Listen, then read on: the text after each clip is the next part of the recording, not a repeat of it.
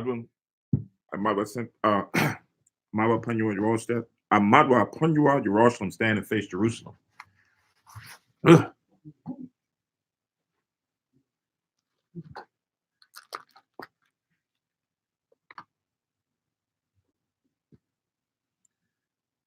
Blessing of the Day of Atonement. Barakatha Yahweh, Bahashem Yahweh Shai, Asherah, Athalanawa, Hayawam, Kaparium, Bashalawam, Thawada, Aman. Blessed are you, Yahweh, in the name of Yahweh Shai, that gives to us the day of atonement and peace. Thank you, so be it. Amen.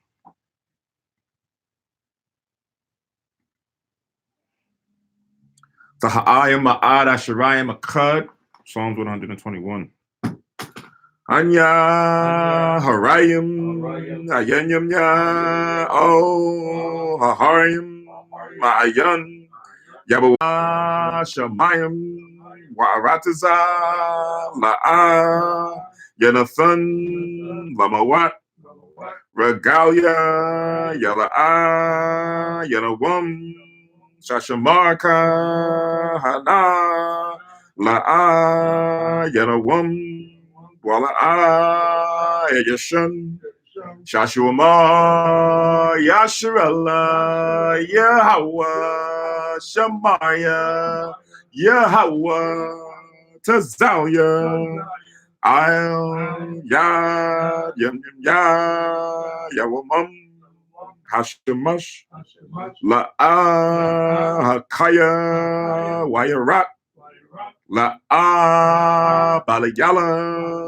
Yahweh Yashemaya Makon Ra Yashema Napasha Yahweh Yashema Hawalakya Wabawaya Ma'aitha Wa'aid Iwalam Bahasham Yahweh Shai Thawada Aman.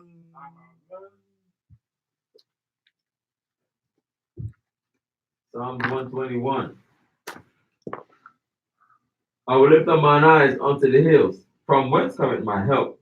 My help cometh from the Lord which made heaven and earth. He will not suffer thy foot to be moved. He that keepeth thee will not slumber. Behold, he that keepeth Israel shall neither slumber nor sleep.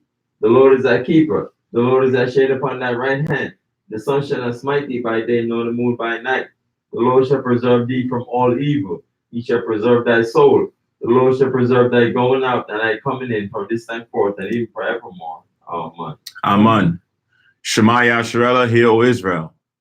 Shema Yasharella, Yahweh, Allah Hayanawa, Yahweh, Achad, Shema Yasharella, Yahweh, Allah Hayanawa, Yahweh, Achad.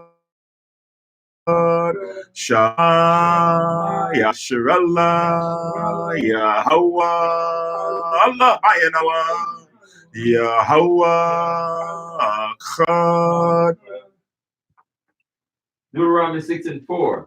Hear, O Israel, the Lord our God is one Lord. Amen. Amen. Tapala Yahweh, the Lord's Prayer. Abiyanawa, Shabbat Shemayim, Kodash, Chaya, Shamka, Yahweh, Malakwatha, Sabaa, Ratazawanka, Haya, Aisha, Ba'arataza, Ka, Bashamayim, Nathalanawa, Lakam, Yawam, Za, Wasalaknawa, Kabawathnawa, Kasalaknawa, Kabawathanawa, Wala'a, Habiyanawa, O Nasayawan, Abo, Hawashinawa, Marai, Kaya, Laka, Hamalakwath, Waha'ala, Wathaparath, La'ai Walam, Aman. Matthew 6 and 9. After this manner, therefore, pray, Our Father which art in heaven, hallowed be thy name. Thy kingdom come, thy will be done in earth as it is in heaven. Give us this day our daily bread, and forgive us our debts as we forgive our debtors. And lead us not into temptation, but deliver us from evil. For thine is the kingdom, and the power, and the glory, forever. Amen. Amen. Ha'ashira Mataz Waf, the 10 Commandments. La'ah, Yahaya, Lakah, Alahayim, Akarim, Alpanya, La'ah, Daisha, Lakah, Paso, Wala'ah, Daibadum, La'ah, Dakwaka, Shamwa, Yahweh, Alahayaka, Lashwa, Zakar, Ath, Hayawam, Hashabath, Lakwadashwa, Kabad, Abiakar, Wa'amaka, La'ah, Daratazak, La'ah, Dana'ap, La'ah, Daganah, La'ah, Da'ina, Shukwo, La'ah, Dakamad, Ko, Asherah, Lara'ayaka. Amen. Exodus 22. I am the Lord thy God, which I brought thee out of the land of Egypt, out of the house of bondage. Thou shalt have no other gods before me. Thou shalt not make unto thee any graven image or any likeness of anything that is in the heaven above, or that is in the earth beneath, or that is in the water under the earth. Thou shalt not bow down thyself to them nor serve them. For I, the Lord thy God, am a jealous God, visit the iniquity of the fathers upon the children unto the third and fourth generation of them that hate me, and showing mercy unto thousands of them that love me and keep my commandments. Thou shalt not take the name of the Lord thy God in vain, for the Lord will not hold him guiltless that taketh his name in vain. Remember the Sabbath day to keep it holy. 6 days shalt thou labor and do all thy work, but the seventh day is the Sabbath of the Lord thy God. In it thou shalt not do any work, thou, nor thy son, nor thy daughter, thy manservant, nor thy maidservant, nor thy cattle, nor thy stranger that is within thy gate. For in 6 days the Lord made heaven and earth, the sea, and all that in them is, and rested the seventh day. Wherefore the Lord blessed the Sabbath day and hallowed it. Honor thy father and thy mother, that the days may be long upon the land which the Lord thy God giveth thee. Thou shalt not kill, thou shalt not commit adultery, thou shalt not steal, thou shalt not bear false witness against thy neighbor, thou shalt not covet thy neighbor's house, thou shalt not covet thy neighbor's wife, nor his manservant, nor his maidservant, nor his ox, nor ass, nor anything that is thy neighbor's. Amen. Amen. Yeshua, be seated.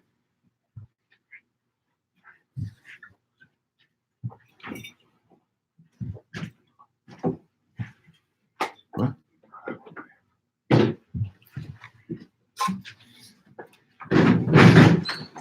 Make war.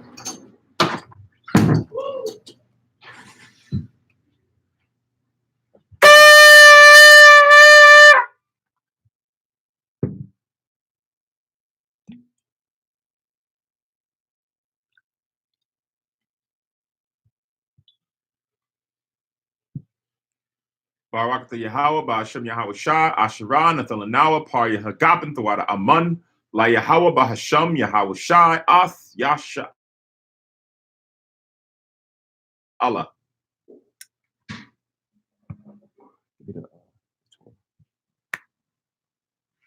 Put that down, man. Can you give me the 12? Let's go.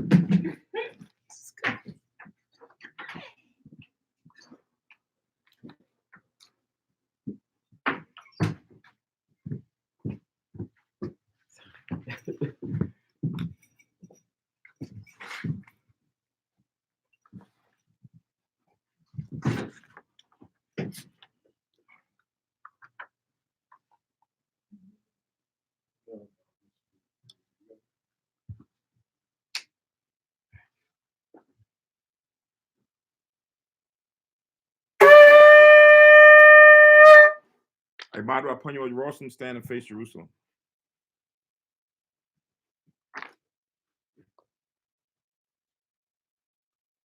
Barak the Yahweh, Hagadol, Rakhawam, Abiyar, Wanaba'ah, Aliyawan, Malak, Sho, Shemayim, Wa'aratazah, Wakol, Debayim, Kayayam, Wagam, Hamashiach, Mayahawa, Adawanawa, Ahabnawa, Apalah, Yawaitazah, Yahawashah, Zakarnawa, Yahweh, Barataza 1, Ainka, Yasha'Allah, Izanawa, Banah, Wasap, Yasha'Allah, O, Nanawa, Yum Yun, Aitha, Iwamium, Makwadam, Baba Kusha, Shalat, Bayaka'Allah, Wahataza Wadak, Alahayim, La, Maganawa,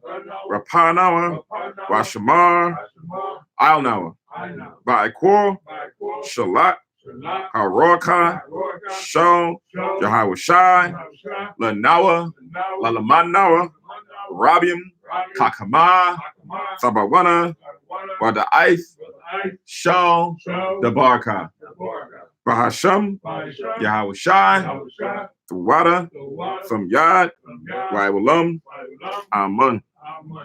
English translation. Blessed are you, Yahweh, the great, merciful, mighty, terrible, most high power, Yahweh Shai. Remember us, Yahweh, favorably your people Israel. Help us build and gather Israel. Most high, we beg you right now, like the days of old. Please send Michael and the righteous powers to protect us, heal us, and watch over us. Mainly send the spirit of Yahweh Shai to us to teach us much wisdom, knowledge, and understanding of thy word. In the name of Yahweh Shai, thank you always and forever. So be it. Blessed are you, Yahweh, in the name of Yahweh Shai that gives to us the law. Barakatha Yahweh, Bahashem Yahweh Shai, Asherah, Athalanawa, Hathawara. Blessed are you, Yahweh, in the name of Yahweh Shai that gives to us light to see. Barakatha Yahweh, Bahashem Yahweh Shai, Asherah, Athalanawa, War, Lara'awah. Blessed are you, Yahweh, in the name of Yahweh Shai that gives to us the ram's horn to call the people.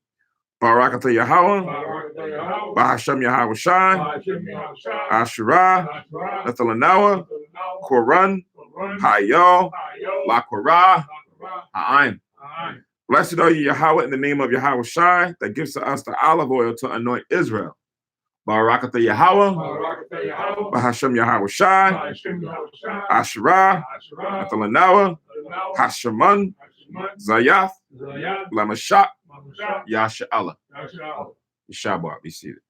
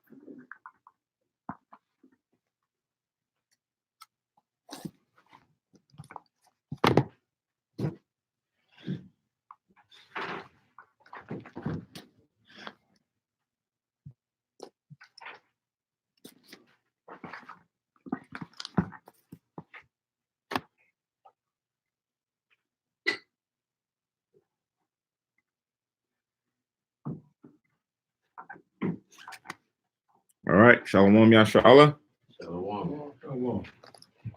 Shalom to the brothers and sisters that's watching on the live stream, whether it's live or if you're watching a rebroadcast, those who are listening on the teleconference line, and to the Akim or the brothers that's in the school. Ashar, Yawum, Kaparium, or Happy Day of Atonement, right? So this is one of the high holy days that we're coming before the Most High to keep and honor and worship him on this day. We're going to go through the scriptures pertaining to the Day of Atonement, It's the reconciling of us as a nation back to the Most High for all of our transgressions and our sins. I know throughout the year we do these individually, but this is now a collective day where the whole nation came before the Lord to offer up. It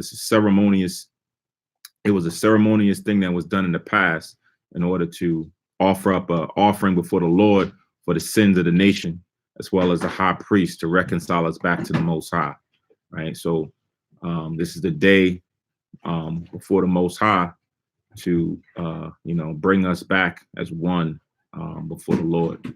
So we do this annually every year, and those for those who've been following us, there was a preparation that was supposed to proceed coming before the holy day. And as you know, if you've been following with us for a while or keeping the commandments of the Most High, there was a requirement for all nations, for all brothers and sisters within the nation to do. So we're going to go through those scriptures this evening.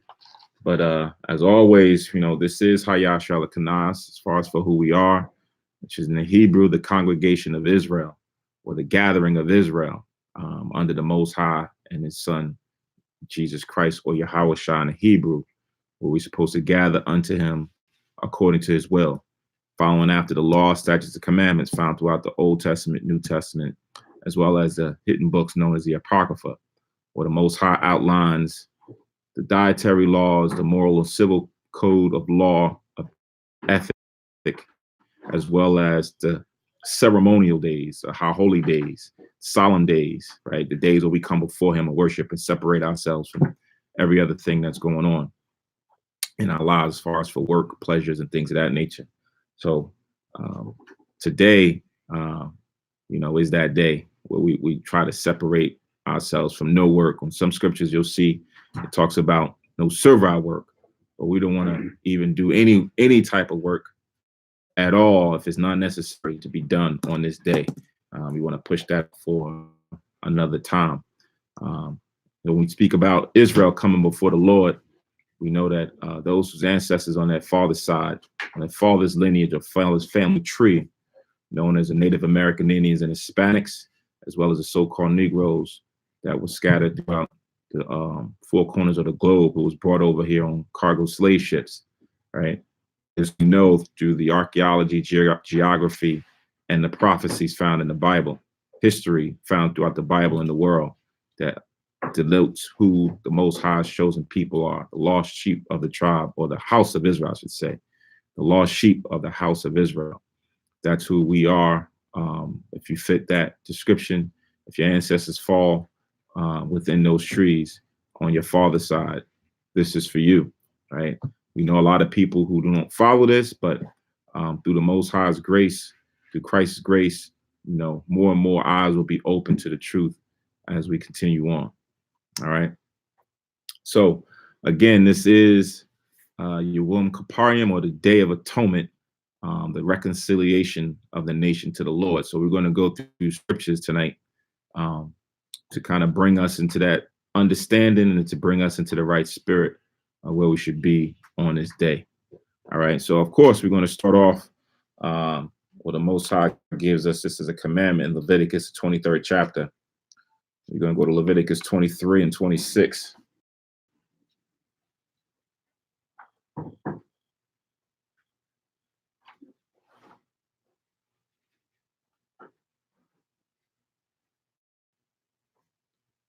Leviticus 23 and 26.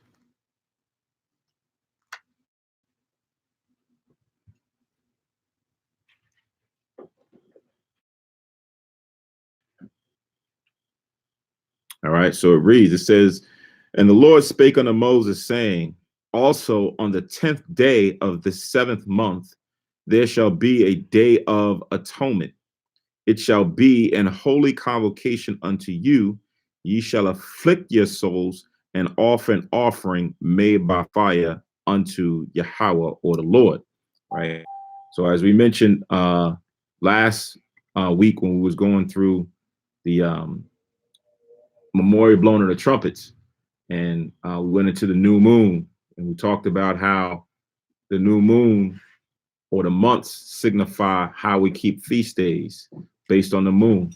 So we went through that, whole breakdown to understand our calendar, our lunar calendar, as well as in conjunction with the Sabbaths or the solar system, and how we keep a calendar for Israel, and how we now have holy days that the Most High has been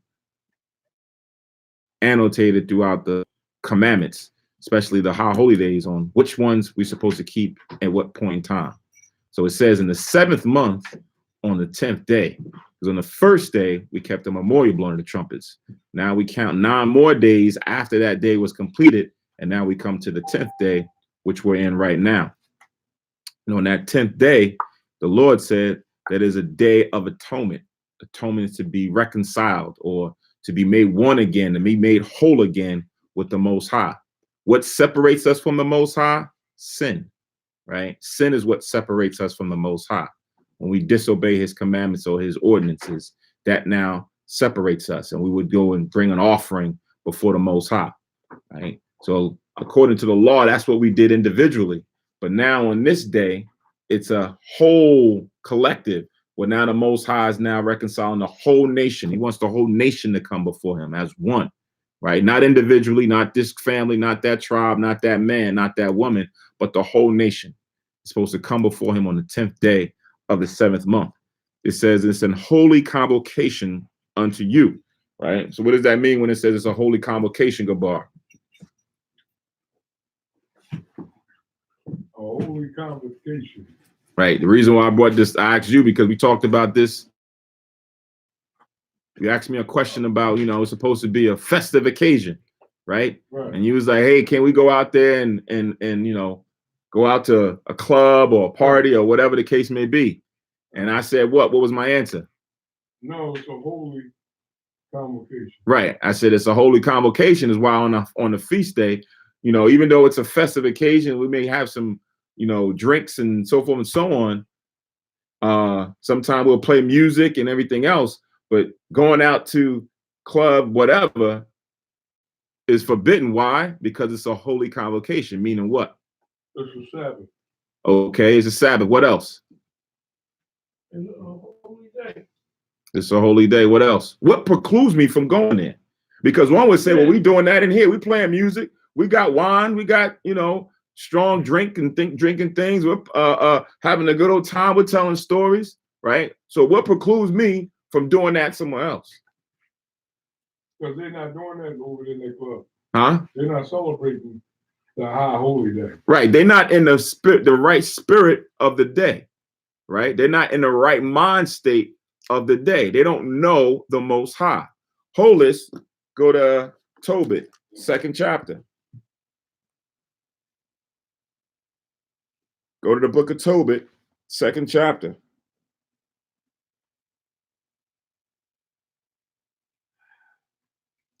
Tobit, the 2nd chapter and the 2nd verse. So this is when we kept the feast of the first fruits, or the feast of the Pentecost, right? So it's also a festive day. It's a feast day, a day when we cook food and, we have a good time and remember the Most High and the history behind it. All the nations is gathered together and everything, right? So this is what happened with Tobit when he wanted to keep the feast day. So Tobit chapter 2, verse 2, page 36. It says, and when I saw an abundance of meat, I said to my son, go and bring what poor man, whosoever thou shalt find out of our brethren, who is mindful of the Lord. And lo, I tarry for thee, right? So if you're going to have someone who's going to be a part of the Most High's feast day, how holy day, you want to make sure that they are mindful of the Lord. You're going to go to Club Amazoras. They ain't mindful of the Most High up in there, right? Now you going into their world, into their realm. Now it's not a holy thing anymore. It's not a holy gathering because they're not mindful of the Most High. They're not keeping the Most High's laws. They're not keeping the feast day as it is. So that's why we wouldn't go there. We want to keep it where people who are mindful of the Most High, right? That's what makes it a holy convocation, right? The convocation is the gathering.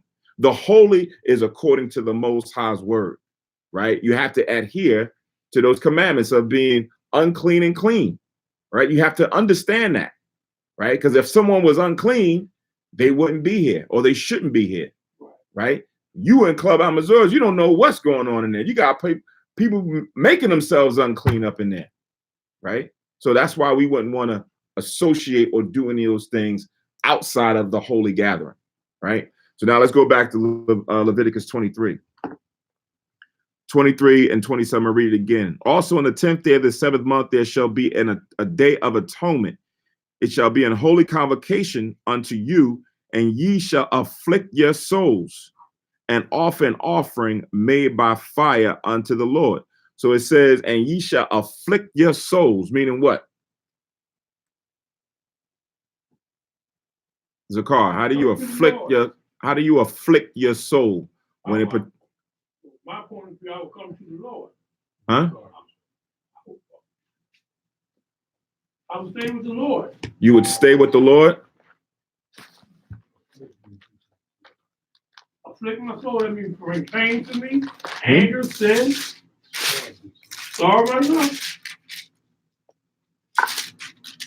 You get to it. So let's go to Ezra, the book of Ezra. 8th chapter, 21st verse. Ezra. Because it says, and ye shall afflict your souls. That's in the King James? Ezra, yes, in the Bible, not the Apocrypha.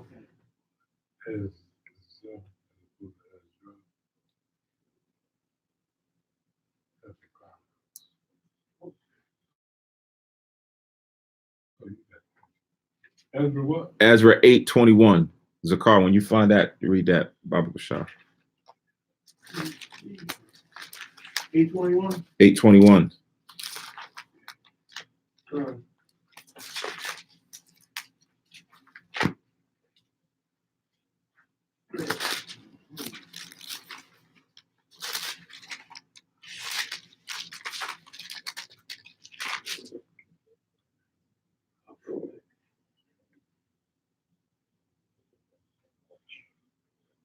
Okay.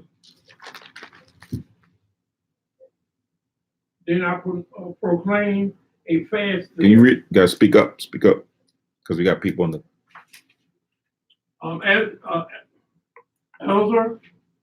Ezra 8:21. Then I proclaim a fast there at the river of Ahava, that we might afflict ourselves before our God, to seek of him a right way for us and for our little ones and for all our substance. Okay. So what is that saying? What's going on? Well, it say afflict right here, that we might afflict ourselves before our God. Mm-hmm. I guess we need change over and be with God. Read it again. The answer's right in there. The first part. Then I proclaim a fast day. Fasting?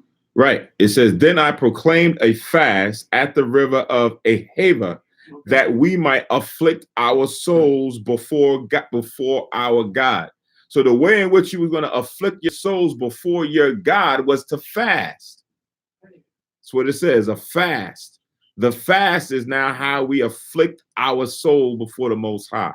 It is a form of humbling ourselves before the Lord, right? To removing all the carnal desires that we have from before ourselves to now come to the Most High spiritually, right? You know, I don't care for any of the carnal things of the world. I am not going to do this or I'm not going to do that. So now when it says fast, what does it mean? What does it mean when it says, and I proclaimed a fast there? Clean your soul. What's a fast? When you're not eating, you're starving yourself. Okay, so when you're the fast, the definition of a fast is meaning to not eat or consume something, right? Okay. Right. So now let's get more clarity from the scriptures about the fast. Now go to the book of Esther.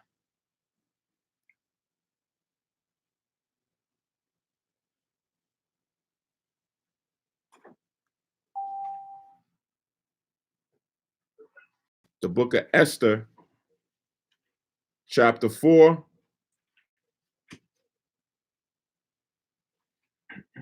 And 15. I want y'all to come on, Bible Shah, if you can read that. Esther chapter 4, 15. Right? If you know the book, if you know the storyline with Esther, this is at the time when Haman had made the declaration using the king's name and using his seal to allow them to go and murder or slaughter the Israelites. Right? So now Esther's finding out about it through Mordecai, right? As far as what's going on. And now, in order to now seek help from the Most High, she's about to do something, right? So read that in Esther chapter 4, verse 15. Esther chapter 4, verse 15. Then Esther bade them return Mordecai this answer: go gather together all the Jews that are present in Shushan, and fast ye for me. I neither eat nor drink 3 days, night or day. I also and my maiden will fast likewise, and so will I go in unto the king, which is not according to the law. And if I perish, I perish. Right. So she said, go send this letter back to Mordecai and have him gather all the Jews that's within Shushan, right? Tell him to do what? Fast for me, right? Then she said, Salah, fast 3 days, night and day, right? The reason why that's important is because if you pay attention to what's going out there in society, you have Muslims who also fast. But do they fast night and day? They fast when? You know, Gabar? Oh, yeah. When the sun go down. No, I know they fast. They eat when the sun goes down. Yeah. They only fast during the day. Right? So they only fast during the day, whereas with Israel, the Most High has it where we fast for the whole day, meaning from evening to evening is when we fast, right? So now that's why she made a stipulation: night, day, 3 days, right? So if we put that in today's, so that's 72 hours of not eating or drinking anything, right? That's a real trying to bring yourself on the mercy of the Most High, right? 3 days, right? Not consuming anything. Right now, I hear from we was talking to building it up to this day, you got people who got to build up to just doing 1 day, right? You giving them guidance to say, hey, just drink 1 day, or just drink for 3 hours in a day and don't do nothing the next remaining hours, and then see how you feel. This was at the drop of a word.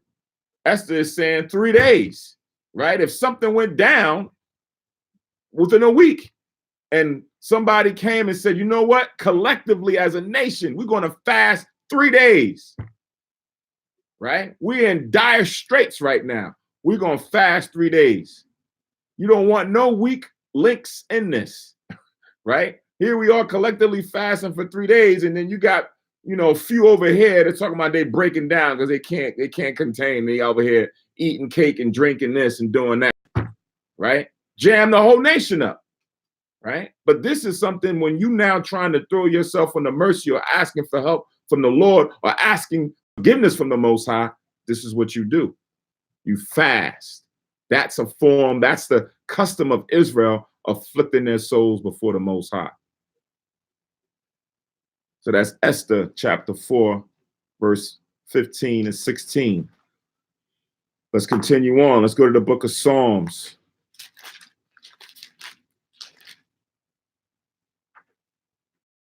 Chapter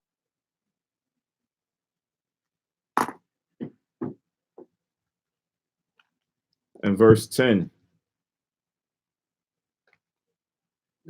If you can read that, Baba Kushah.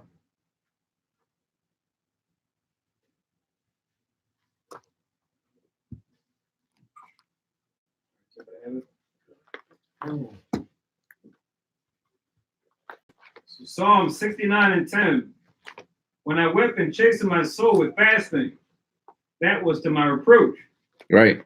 So it says, when I wept and chastened my soul with fasting, that was to my reproach. Right.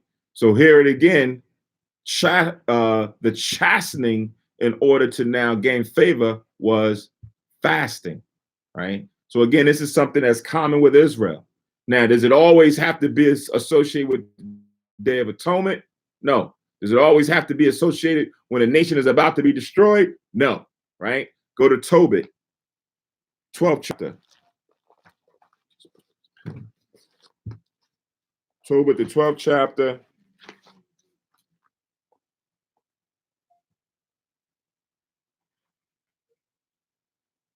And the 8th verse.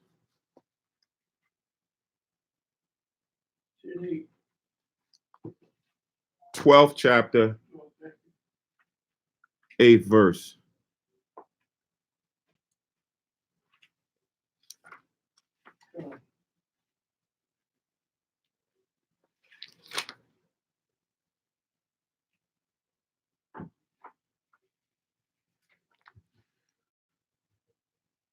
So Tobit 12:8 says, prayer is good with fasting and alms and righteousness. A little with righteousness is better than much with unrighteousness. It is better to give up alms than to lay up gold. So it says prayer is good with fasting and alms and righteousness.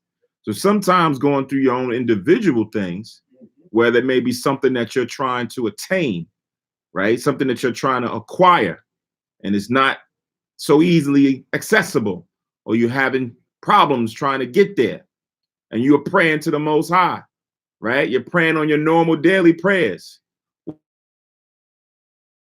Or your prayers, the Lord says in wisdom that if you want to take it to the next level, it says add some fasting to your prayer, right? Fast on this day. Maybe it's a Wednesday or whatever it may be, some random day that you may choose outside of a feast day, right? Like we saw with our sister Judith, right? She didn't fast on the feast days or Sabbath days, right? She did it on other days. So here you want to say, you know what? Maybe I'm going to take my prayer during this day to the next level, and I'm going to fast and not eat anything. And at the time, while I'm praying, after I'm finished, while I'm fasting, I may go do some alms. I may go help somebody out. That's what alms mean. Yeah. Oh. Alms can be in different fashion, right? Alms can be, lending a helping hand, lending some money, lending some good advice, right? There's a lot of different ways in which you can give alms, right? Charitable work, right? Then with righteousness, right? Righteousness is making sure that you stay within the will of the Most High, right? According to his law. Some people will go out there and say, yeah, I'm going to go out there and feed the homeless. But then you're feeding them, a shrimp scampi. Well, that's not righteousness. Your alms may seem, your heart was in a good place, but not according to knowledge, like it tells you in Romans 10:2, right? So the Most High would not look at that in the same vein as someone who knows better and is trying to now fall on the mercy of his court, right? To ask for something in return. So that was Tobit chapter 12, verse 8. All right. So that goes with fasting. So let's go back to Leviticus.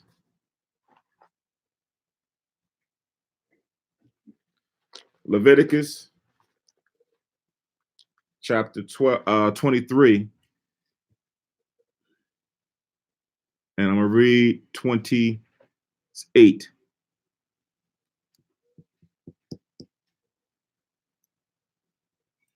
Leviticus 23 and 28.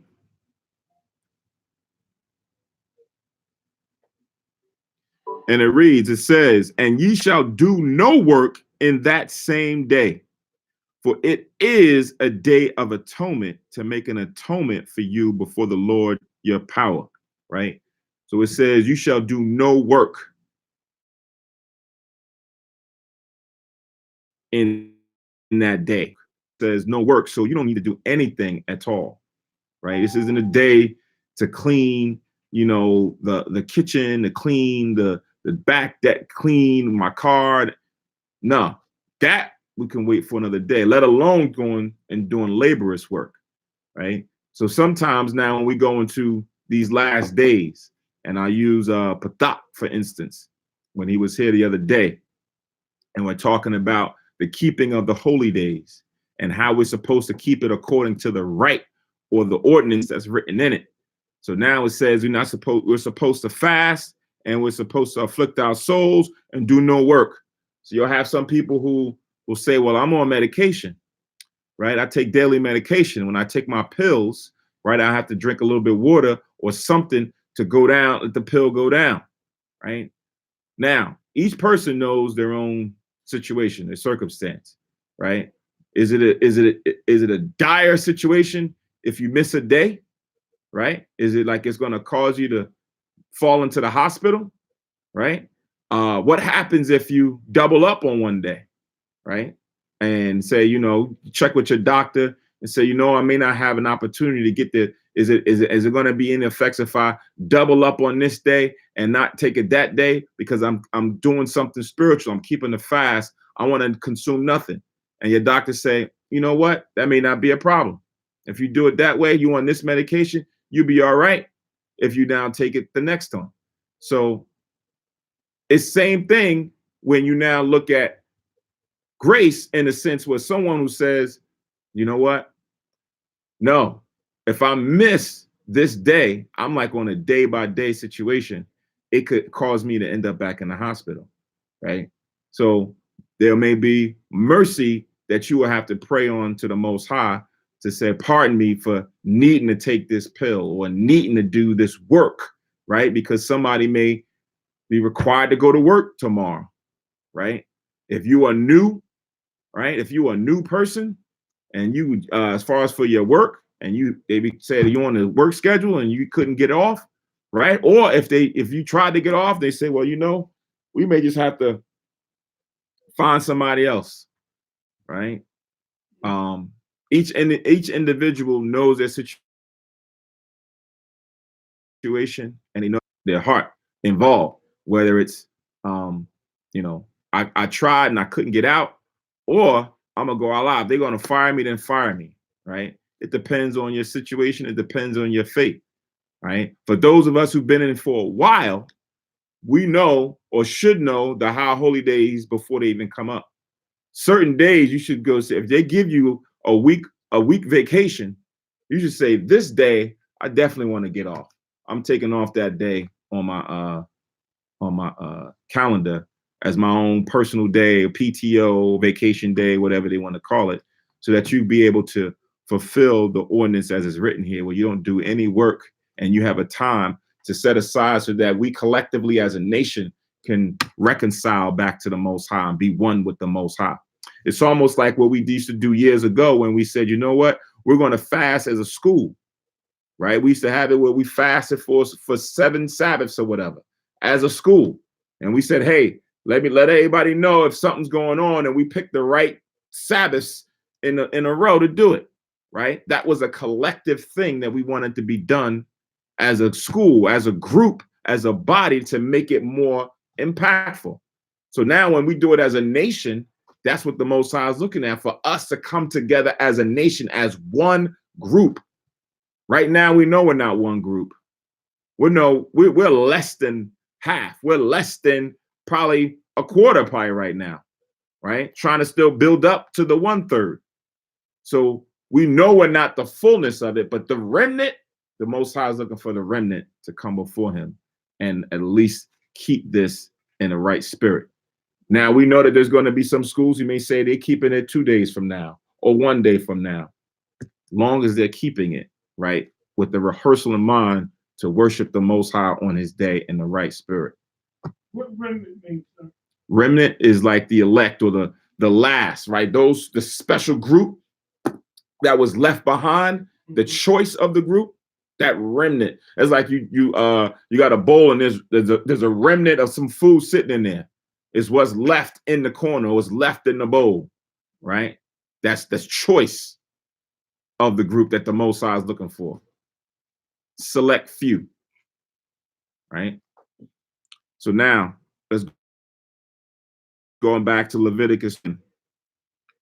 So 28 says, ye shall do no work in that same day, for it is a day of atonement, to make an atonement for you before the Lord your God. For whatsoever so it be that shall not be afflicted in that same day, he shall be cut off from among his people, right? So the Lord said that person that doesn't afflict himself, who knows to afflict himself and chooses not to afflict himself purposely, right? Because he feels that this doesn't need to be done. Back then, the Most High required it at your head, meaning you was going to be put to death to show you the sincerity and the diety that the Most High had on keeping his ordinance, on coming before him on that day. That lets you know that the Most High wasn't playing, right? So I'm going to read this in Exodus chapter 31. Exodus chapter 31, when it talks about, and ye shall be cut off from among his people. Because some people may think that means just to be separated, right? You may be separated and then you can come back in, right? So this is Exodus chapter 31, verses 14 to 15.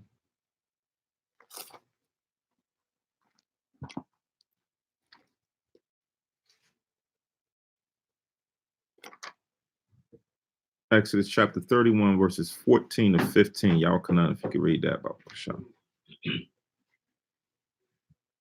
Exodus chapter 31, verse 14. Ye shall keep the Sabbath, therefore, for it is holy unto you. Everyone that defileth it shall surely be put to death. For whosoever doeth any work therein, that soul shall be cut off from among his people. 6 days may work be done, but in the seventh is the Sabbath of rest, holy to the Lord. Whosoever doeth any work in the Sabbath day, he shall surely be put to death. Right. So when it says cut off from among his people, in the first verse it says that, and the second one it reiterates anyone who does any work. Instead of it saying cut off, it says surely be put to death, right? To kind of show you the consequences of transgressing the Most High's commandment. In a lot of cases, it required death at your hands, death on your soul, right? Because you chose not to adhere to the Lord's ordinance. So again, let's go back to Leviticus 23.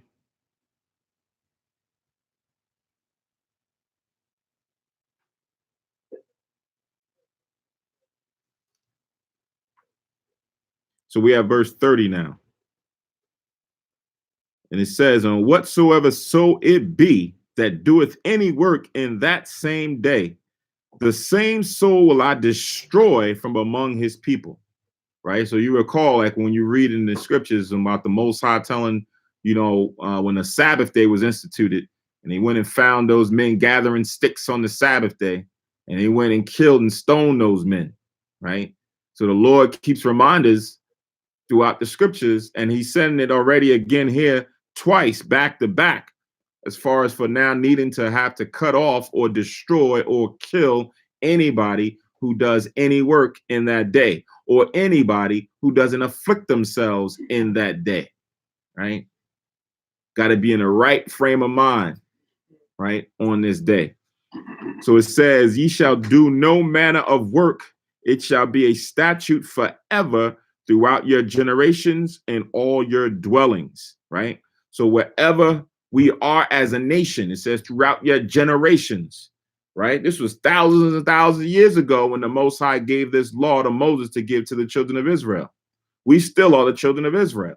So up until right now, throughout all our generations, we are still to keep this commandment, no manner of work, and to afflict our souls on the 10th day of the 7th month. Then it says, in all your dwellings, right? Our dwellings was just not in Jerusalem or Israel. That's what some people like to think, that we only keep this when we was in the land of Jerusalem.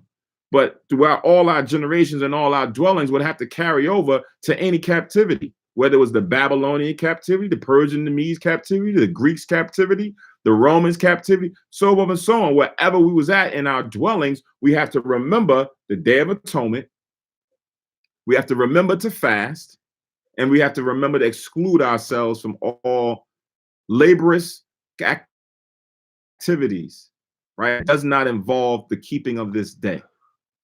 Right.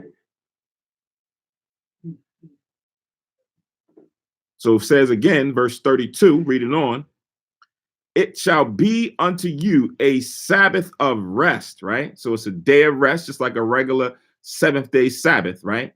It says, and ye shall afflict your souls in the 9th day of the month at even. The 9th day of the month at even is the 10th day, right?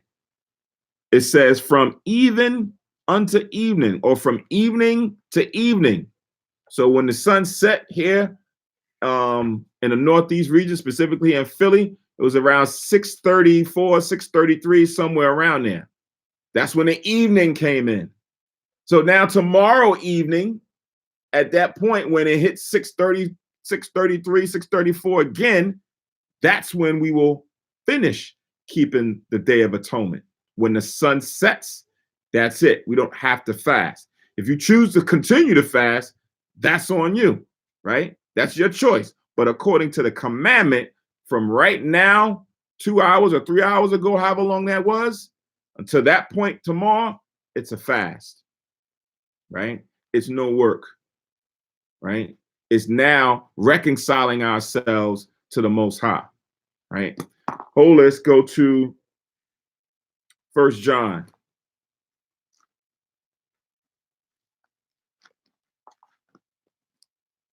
1 John.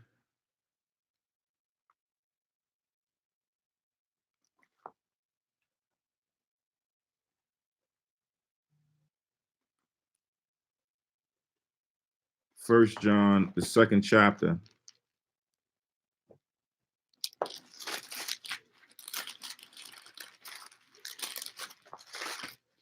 And I think it's the 16th verse.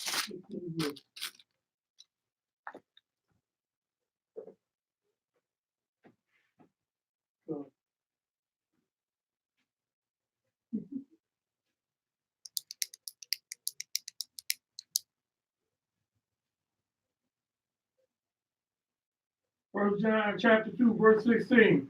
For all there is in the world, the lust of the flesh, and the lust of the eyes, and the pride of life, is not of the Father, but is of the world. So it says, for all that is in the world, the lust of the flesh, right? Mm-hmm. So that's one of those carnal things that we have. That's the fight that we have within man, is the lust of the flesh, right? The things or the desires or the cares of the world, right? It says, and the lust of the eyes, the things that you see, right? The things that you hear, right? Those things are like a consuming fire. They kind of like draw you to this place where the Most High doesn't want you to go, doesn't want you to be with.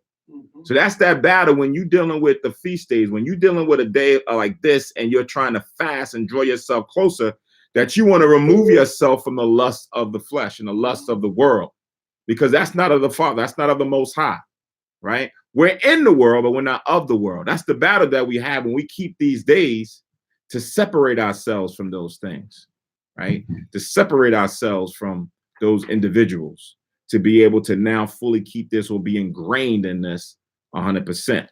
Go to the book of Ezra. I think it's Ezra.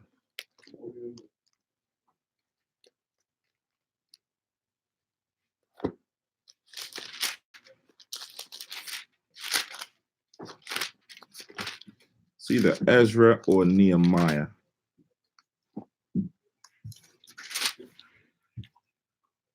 Let me get my other book.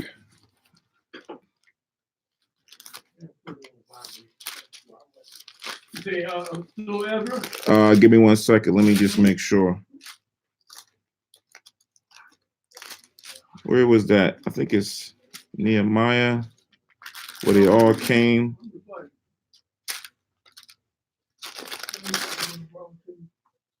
Right, Nehemiah. I'm sorry, not Ezra. Nehemiah.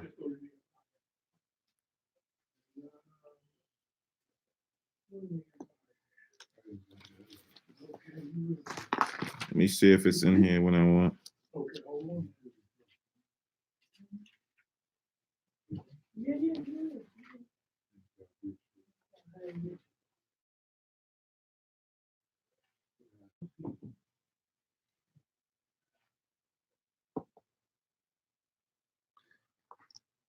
There's a verse. This is when Ezra came back to Israel.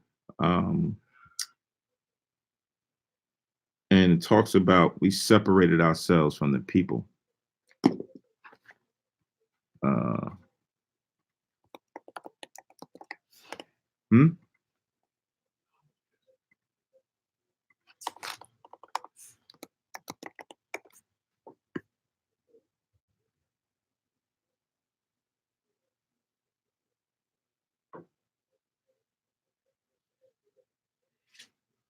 So I think it's not in this one. Salak, not 8, 9. So it's as Nehemiah, the 9th chapter. Sure. In the first verse.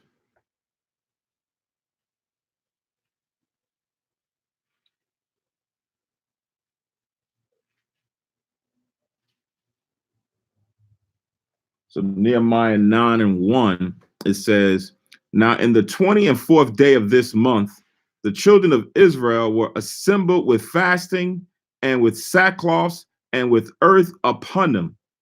And the seed of Israel separated themselves from all strangers and stood and confessed their sins and the iniquities of their fathers.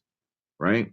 So that's kind of almost the same thing. This is not the Day of Atonement, but it is a day in which they all gather together to confess their sins before the Most High, and they fasted at the same time with sackcloth on, right? So that's what the whole nation will be doing every year annually on the Day of Atonement, right? Fasting and confessing your sins and the sins of your ancestors that have brought you to this point. But it says they separated themselves from all the strangers because, the strangers don't have our customs or our laws. The strangers don't have our mind at heart to understand what we're going through, right? So here, while you fasting, and this is not something that they're commanded to do, they're going to be coming with what? All different kind of carnal stuff, right? They may be trying to get into trade. They may ask you questions about this thing over here, but they don't understand what you're dealing with. So Israel separated themselves from. So it's the same thing with us. We would want to separate ourselves from the world, right? To be able to kind of keep this in a nice space, in a nice mind, without having to be interrupted with something carnal, right? Or be interrupted with work, or be interrupted, somebody said that the computer need to be done, or this need to be done, or let me tell you about what happened with such and such. She came over to my house and stuff. Now you're dealing with gossip and bickering, right? So you got sometimes some people will, make their phone go dark. They're not answering their phone unless it's probably another brother or sister, right? They know who's in the same mind. We're all supposed to be in tune with this. So I'll answer that phone for that. But these other people, they can wait. That can wait because I don't want to get into that conversation right now, right? I'll wait till sundown, after sundown, and later on I'll call them back, right? They may leave me a text message and I'll look at, okay, yeah, it's not something I need to deal with. So you want to kind of separate yourself from everything in order to be in the right space, right? So you don't, and not be all in the mix with things because, like we just read, the lust of the flesh and the lust of the eyes is always ever vampant. Right. So if I'm in a good place, if I'm in my chambers and I can just focus in what I need to focus in, and I can now and be in tune with prayer, right? Meditation, right? Or if I need to do certain things to now build myself up, to rethink myself, I can do that. I can go through scriptures. I can go back on certain things. I can look at more videos from classes from the past or something uplifting and spiritual to get me on a right path. I can do that. Separate it from everything else or from the nonsense. All right. So that's Nehemiah chapter 9, verses 1 and 2. So now I'm going back to Leviticus 23. See if I finish this up here. I'll read it again, verse 32. It shall be unto you a Sabbath of rest, and ye shall afflict your souls In the 9th day of the month at even, from even unto even, shall ye celebrate your Sabbath. All right. So that's the holy day. That's the memorial of the holy day where we're supposed to keep this before the Most High. Right. So now let's go to the ceremonial aspect. Let's go to Leviticus 16. Stay in Leviticus. We're going back a few chapters to the 16th chapter.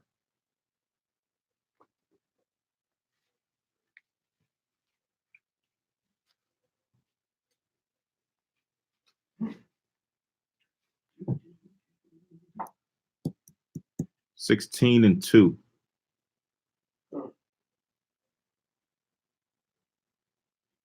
So it says in Leviticus 16 and 2, and Yahweh said unto Moses, speak unto Aaron thy brother, that he come not at all times into the holy place within the veil before the mercy seat, which is upon the ark, that he die not, for I will appear in the cloud upon the mercy seat. Right.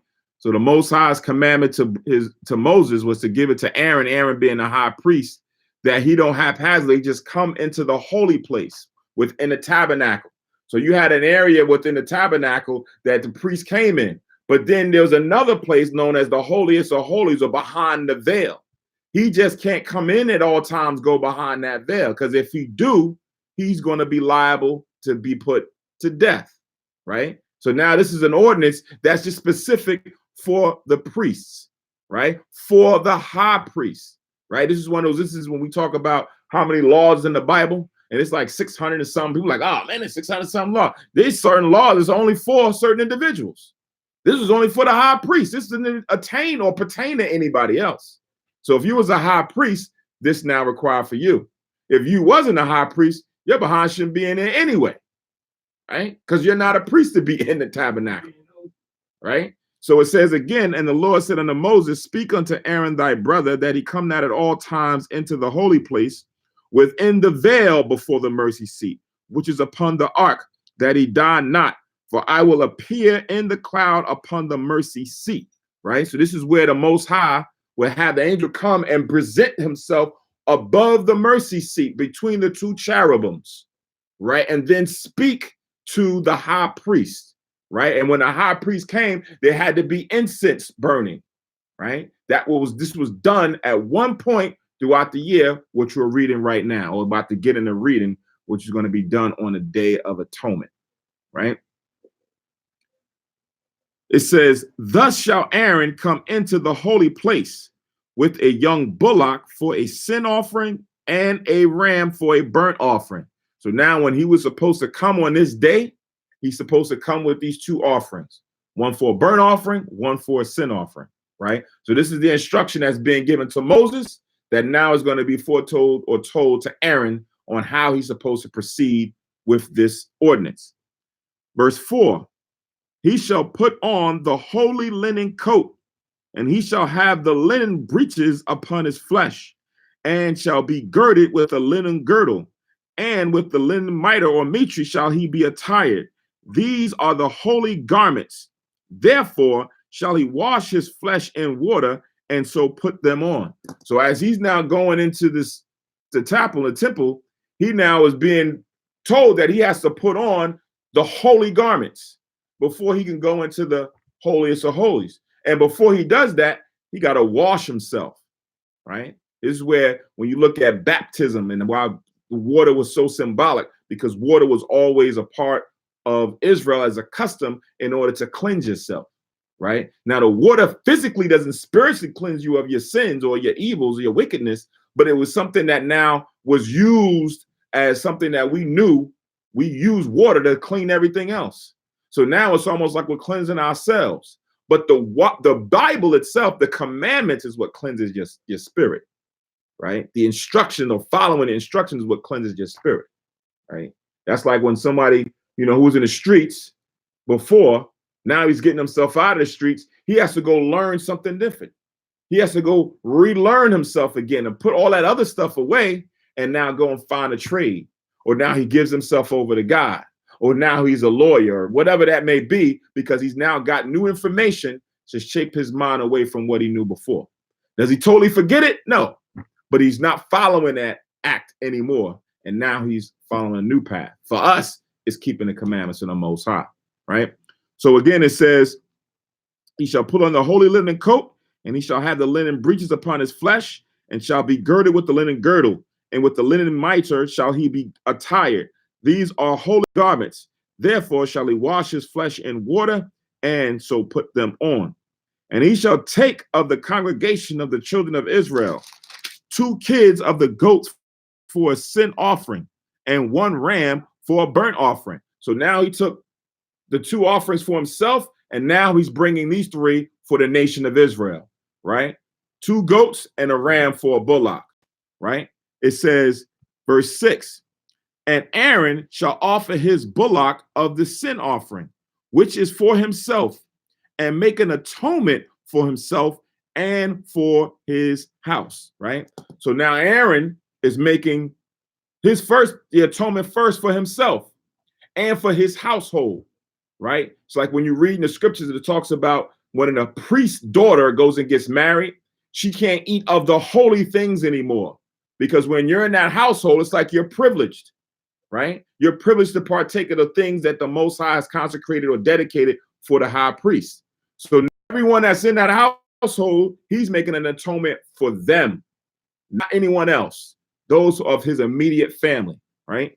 It says, verse 7, and he shall take the 2 goats and present them before the Lord at the door of the tabernacle of the congregation.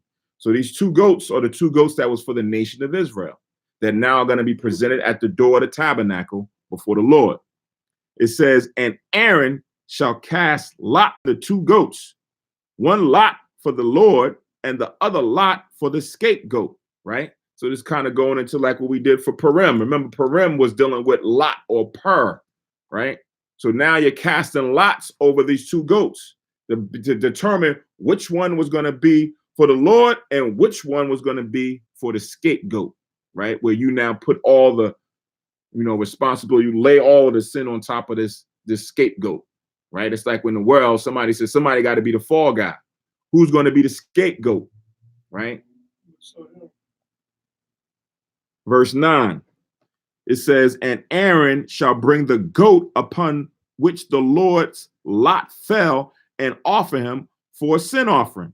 So the goat that he cast lot, however they did it back then, doesn't say specifically that they did this or flip a coin or drew straws or whatever, but something happened that they did the lot and it fell on this goat. And that goat now needed to be offered up for an offering before the Lord. It says, verse 10, but the goat on which the lot fell to be the scapegoat shall be presented alive before the Lord to make an atonement with him and to let him go for a scapegoat into the wilderness, right? So it's going to be presented before the Lord to be made as an atonement for the nation and then to be let loose into the wilderness, right? So remember, these are all instructions that are being given to Moses to give to Aaron.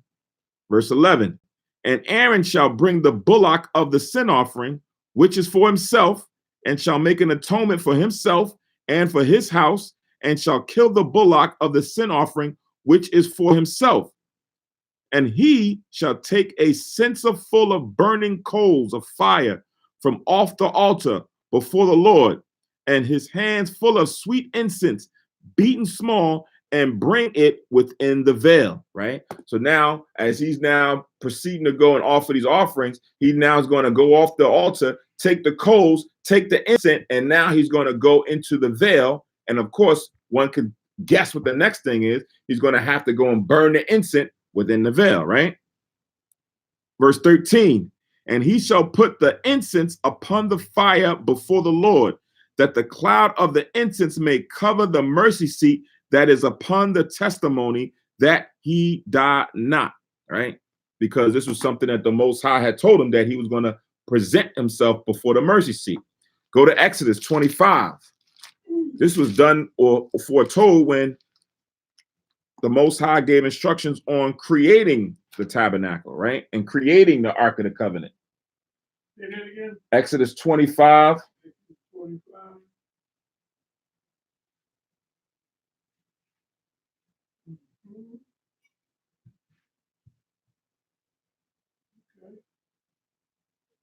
And I'm going to start at verse 17 to 22. So this is Exodus 25 and 17. It says, and thou shalt make a mercy seat of pure gold. 2 cubits and a half shall be the length thereof, and 1.5 cubits the breadth thereof. And make 1 cherub on the one end, and the other cherub on the other end. Even of the mercy seat shall ye make the cherubims on the 2 ends thereof. So these cherubims are beaten gold, which are like the celestial beings that are now going to be from the Ark of the Covenant. It says, say again? Yeah. It says, verse 20, and the cherubim shall stretch forth their wings on high, covering the mercy seat with their wings. And their faces shall look one to another. Toward the mercy seat shall the faces of the cherubims be, right? So you go online, you go on Google, you'll see different imaginations of what it looked like when they created it back then, right? It says, and thou shalt put the mercy seat above upon the ark. And in the ark thou shalt put the testimony that I shall give thee. And there will I meet with thee when I will commune with thee from above the mercy seat, from between the 2 cherubims, which are upon the ark of the testimony of all things which I will give thee in the commandments unto the children of Israel. Right? So this is what he would see when he came in. The Ark of the Covenant is there, and then he would present himself there to speak before the high priest, right? So you can also go to Numbers, the 7th chapter.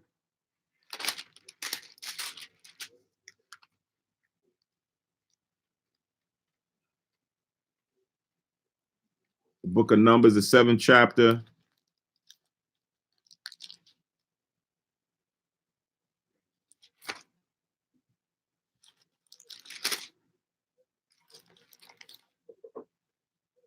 And the 89th verse. 89th verse. 89. So Numbers 7:89.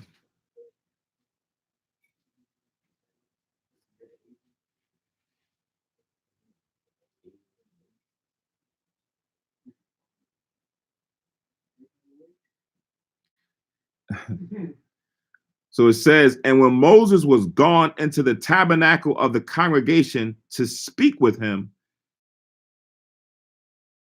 then he heard unto him from off the mercy seat that was upon the ark of testimony, from between the 2 cherubims, and he spake unto him, right? So Moses went in, and then he heard the voice speaking to him from between the veil, from over the Ark of the Covenant, between the 2 cherubims that we're reading right now in Leviticus 16, that we just read in Exodus 25, right? So we heard him speak. So now before this is done, this is what the Most High is telling Aaron, the high priest, that he has to go in with the offering, with the incense and the coals, and burn this before the mercy seat of the Ark of the Covenant, when the Most High or the angel would then come and speak to the priest. That's who's supposed to preach. The angel. Right. Not God. Right. Well, the word is the Most High's. Right. Right. That's like when you read the scriptures, when Uriel or Gabriel or whatever, thus saith the Lord. This is the Most High saying this. They're just the messenger. Right. So now going back to Leviticus 16. And we have verse 11. That's a lot. We have verse 14. Leviticus 16:14.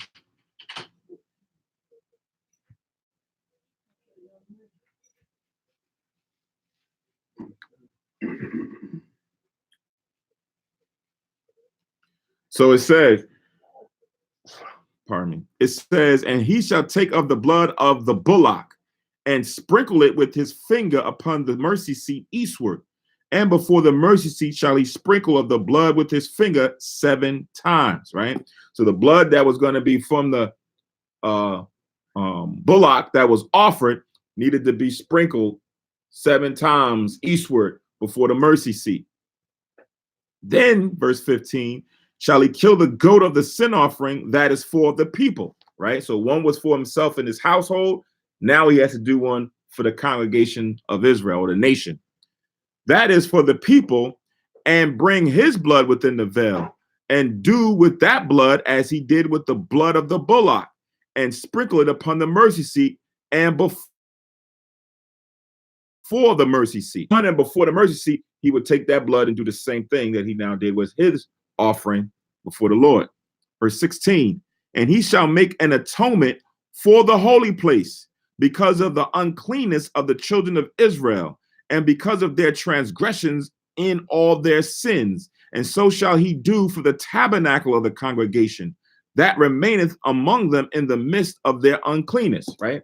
So that's why when we at the beginning of this, when we talked about the atonement, it's important. Its importance is because what separated us from the Most High is sin or transgression, iniquity, right? Breaking his commandments. So that we can become one again with the Most High, we now go and have this atonement ceremony done before the Lord to wash that away, right? So once the atonement is done, now we are one. The priest is back one with the Most High. The nation is back one with the Most High. Then he not only just said it with the people, he said it's for the holy place, right? And for the tabernacle of the congregation, because the priest is doing offerings for their sins, right? So it's like the place is now become unclean because of Israel's sins or uncleanness, right? So this was now ceremoniously done to wash or cleanse everything. The people, the tabernacle, the holy place, the priest, everything now had to be brought back one with the Most High annually, right? Again, like we said, a lot of times we do this individually, right? You may go and do your own offering, or Israel did their own offering, but this was something that was done ceremoniously for everything as a whole.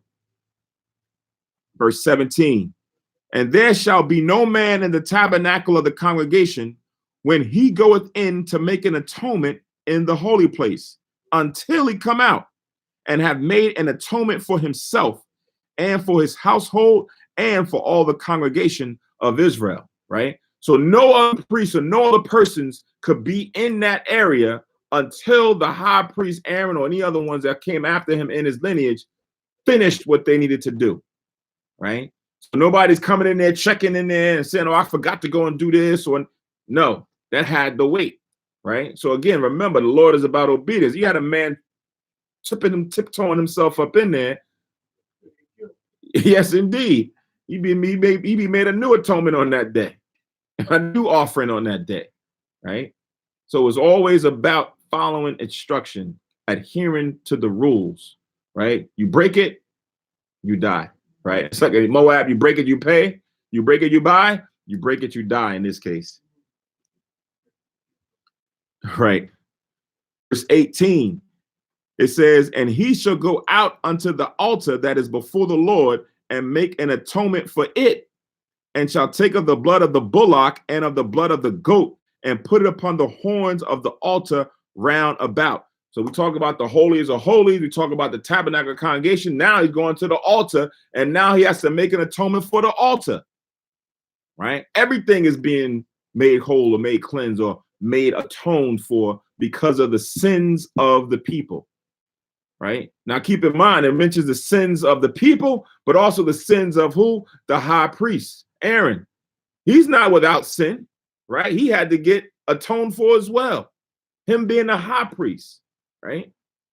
It says in verse 19, and he shall sprinkle of the blood upon it with his finger 7 times and cleanse it and hallow it from the uncleanness of the children of Israel, knowing that the day following or the days following, it was going to become unclean again because of the sins of the people. They was going to have to perform that law, the duty that is required for Israel to be cleansed or atoned from their sin. They was going to have to bring an offering. But on this day, it was made clean.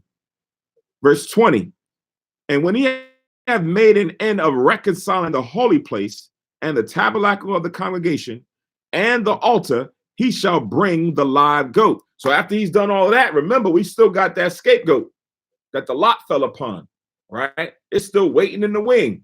It says in verse 21, and Aaron shall lay both his hands upon the head of the live goat and confess over him all the iniquities of the children of Israel and all their transgressions and all their sins, putting them upon the head of the goat, and shall send him away by the hand of a fit man into the wilderness, right? So now here it is, when now he's finished cleansing the place, he takes the goat, he lays both his hands on it, and he's sending up a prayer over this goat, confessing all the sins to now be transferred into this goat. It's symbolic of all the sins of Israel now fleeing or going away. The sins now, the real sins of all the people is like demons, little demons, right? Just coming out of everybody, all the things that make you transgress. Now he's conjuring them all out and putting them into goat, right? Remember in the gospel when the man had legion, right? And he had the demons in him, and Yahweh Shah took the demons off him and cast him into the swan, and he went down and cast themselves into the river. This is not like, you know, all the wickedness is coming off of Israel, and he's now transferred all the wickedness of the whole nation of Israel into this goat. And now this goat is the most wickedest animal to ever walk the planet Earth, right? No, right? This is symbolic of the Most High now cleansing us from our sins and it now being released out so that we are now a cleansed or clean people. I'm going to read it again. And Aaron shall lay both his hands upon the head of the live goat and confess over him all the iniquities of the children of Israel and all their transgressions and all their sins, putting them upon the head of the goat, and shall send him away by the hand of a fit man into the wilderness, right? When you read it in certain scriptures, it says a man of opportunity, a person who's wise to understand what they need to do pertaining to this ordinance, because what he had to do was lead him out into the wilderness, right? You didn't want to take somebody who just lazy, you know, and who really don't care for understanding what's going to happen here, and he lead him into the wilderness, and the wilderness entrance is right here, and he go and lead the goat, and he let it go, and he start walking. He's like, all right, he good. And he start going back. The goat didn't even get in the wilderness. Now the goat like, oh, I'm going over here, right? Now you like, and now that somebody's seeing the goat back in the city, like, what the heck? The sins is back upon us, right? We didn't get cleansed. Who let the goat back in the city? Because this guy didn't do or think to say, I'm going to lead him deep into the wilderness, so he don't make his way back to where we are, right? He's now going in another area. He's probably going to the other nation, going over there where the Hivites are. Let him go over there where the Hivites are, right? But not back where we at. Verse 22, and the goat shall bear upon him all their iniquities unto a land not inhabited, and he shall let the goat go in the wilderness, right? So that was the whole objective, to let it go and it never come back, right? The goat was supposed to be now symbolically taking upon us all of our sins to never sin again, right? That's what we were supposed to consider, that we're not sinners anymore, right? We're supposed to always remember this every year. Verse 23, and Aaron shall come into the tabernacle of the congregation and shall put off the linen garments. And when he put off the linen garments, which he put on when he went into the holy place, and he shall leave them there. And he shall wash his flesh with water in the holy place, and put on his garments, and come forth and offer his burnt offering and the burnt offering of the people, and make an atonement for himself and for the people. So now after that portion of the ceremony is concluded, right? Now he's supposed to come and take off the holy linen garments, right? And then wash himself and then put on his garments, right? That he came in there with. And after he's done that, then he goes out and offer up a burnt offering for himself and for the people. Verse 25, and the fat of the sin offering shall he burn upon the altar, which we already knew that was a part of the law, that we're not supposed to eat or consume the fat. The fat was burned on the altar. Verse 26, and he that let the goat So like, and he that let go the goat for the scapegoat shall wash his clothes and bathe his flesh in water, and afterward come into the camp, right? Because now you're taking all the sins, the uncleanness of the nation of Israel, you handling it, taking it with this goat into the wilderness. Before you come back into the camp, you got to be physically clean. You got to wash yourself and your clothes before you come back into the camp, that you could be amongst the nation again, right? 27. And the bullock for the sin offering and the goat for the sin offering, whose blood was brought in to make an atonement in the holy place, shall one carry forth without the camp, and they shall burn in the fire their skins and their flesh and their dung, right? So all of the remains that was now left from the offering of these animals that was now captured, they now have to take that and take it without the camp and let that be burned, right? So now the offering was done, they skinned it and they burned it. Now the remains and the blood that came from, that's in the pan or the cauldron, whatever they captured it in, that has to be destroyed, being burned.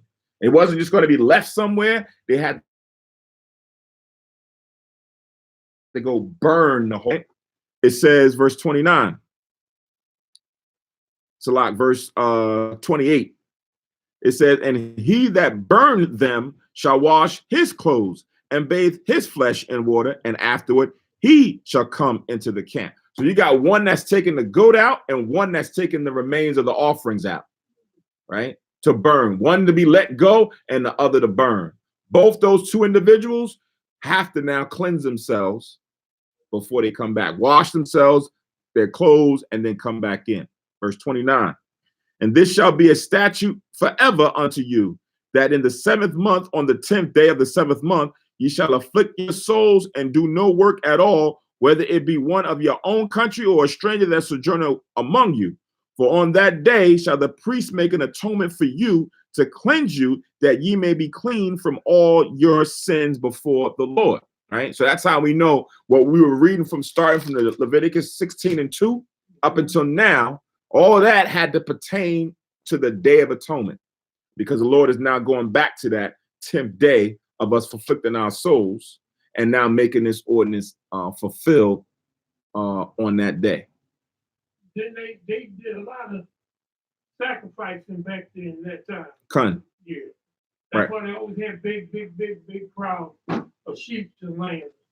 I mean, it was right. It was a part of, like it was a part of our code. It makes sense. The Most High had that be a part, of Israel's, professions, whether you were dealing with husbandry, right, or you were a shepherd. Husbandry, dealing with the cat, dealing with the farming, and dealing with cultivating the land and bringing forth vegetables and fruits and things of that nature. And then you had the herd of the flock, all different types of herds, whether it was cattle, whether it was bullocks, whether it was goats, whether it was sheep, whether it was lamb, whatever you had, amongst Israel, a lot of people who did that.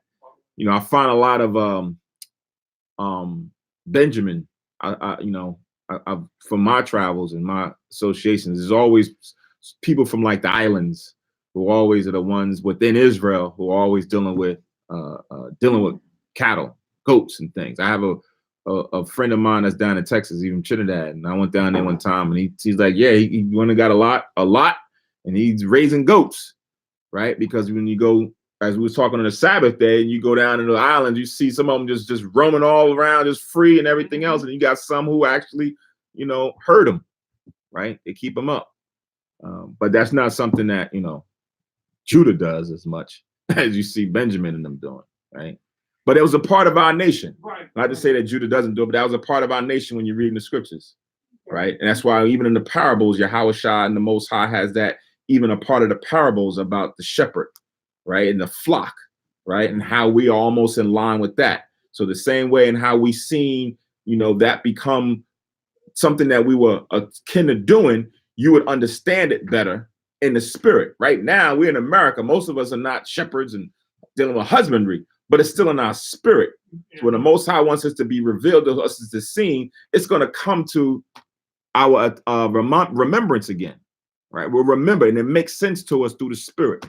So that's kind of how you read a lot of the parables in the Old and the New Testament, kind of relates to how we were brought up as a nation, as a people, right?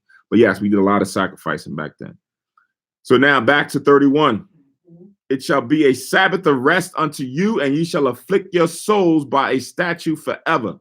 And the priest whom he shall anoint, and whom he shall consecrate to minister in the priest office in his father's stead, shall make the atonement, and shall put on the linen clothes, even the holy garments. So as time goes on, right, the priests are going to change. So whoever becomes the new anointed priest, the high priest, he's going to perform this same ritual, the same custom for the nation of Israel.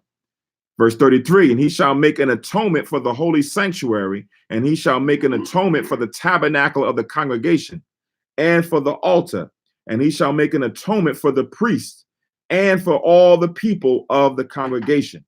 And this shall be an everlasting statute unto you, to make an atonement for the children of Israel for all their sins once a year.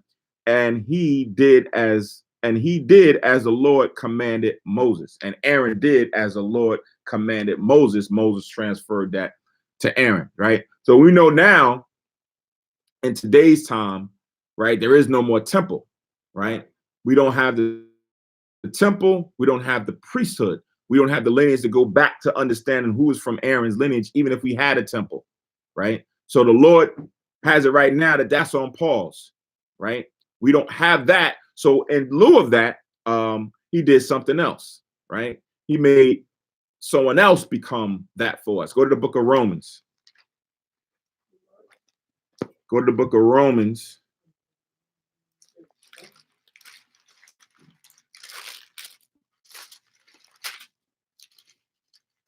Romans, the 5th chapter.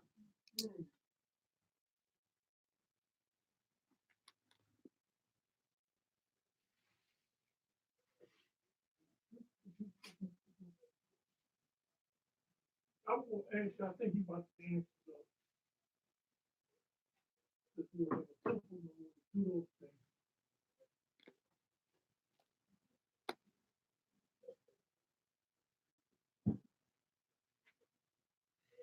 Romans, the 5th chapter and the 8th verse. Kahan Nabiyah, if you can read that, Baba Kushah, and you get it. Romans chapter 5 and verse 8.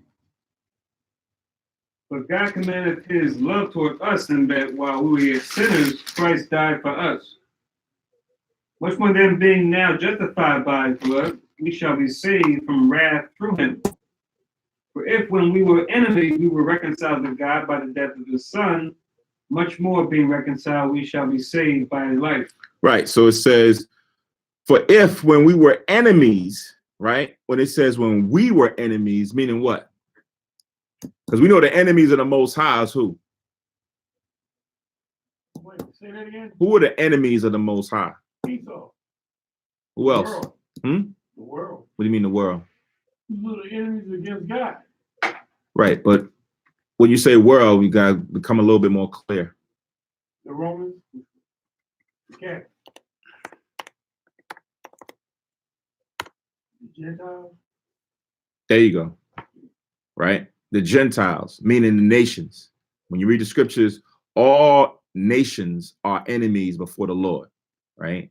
So when now you look at this verse and it says when we were enemies, right? So now we follow his commandments. Hmm? We didn't follow his commandments. We didn't follow his commandments, right? So when we don't follow his commandments, we became enemies to the Lord. Right. Right?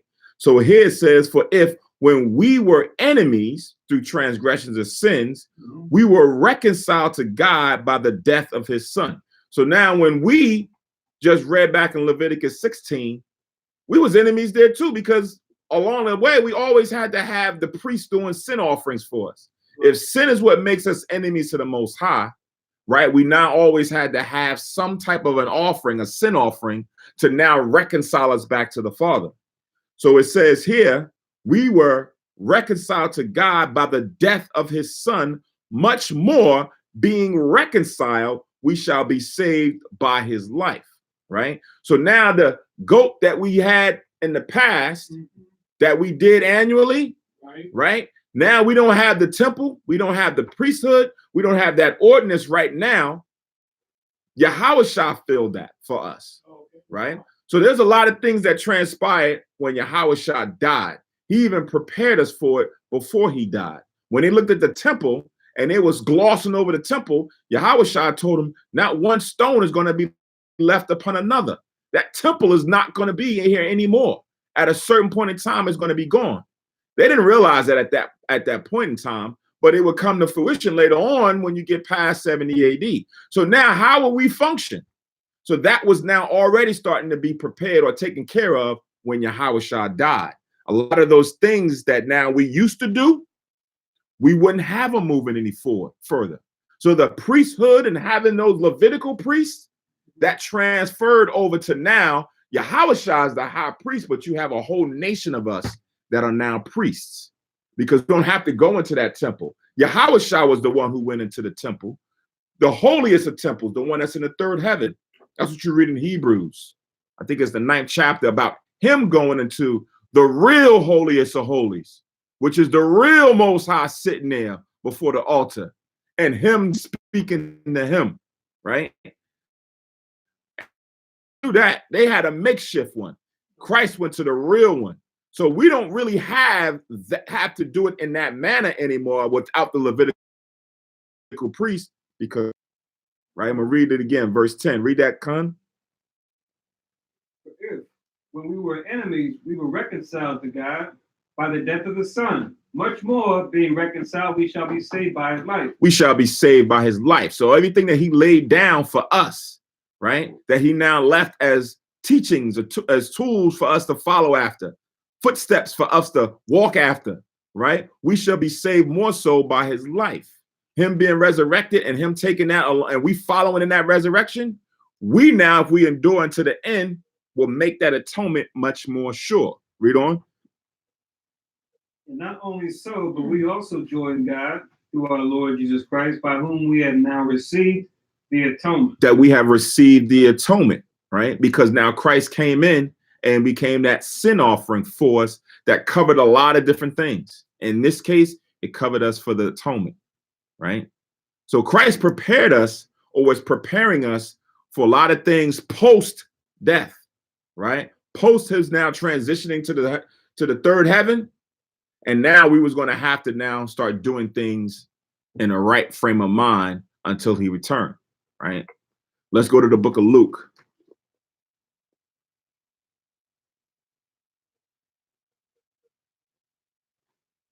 Luke, the 5th chapter.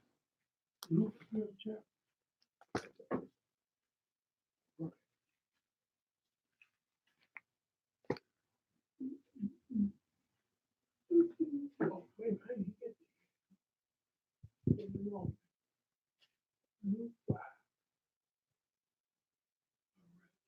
Luke 5 and 33. Y'all Kanan, if you could read that. Bible Shah.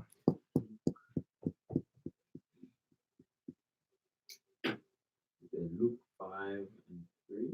33. Oh, 33.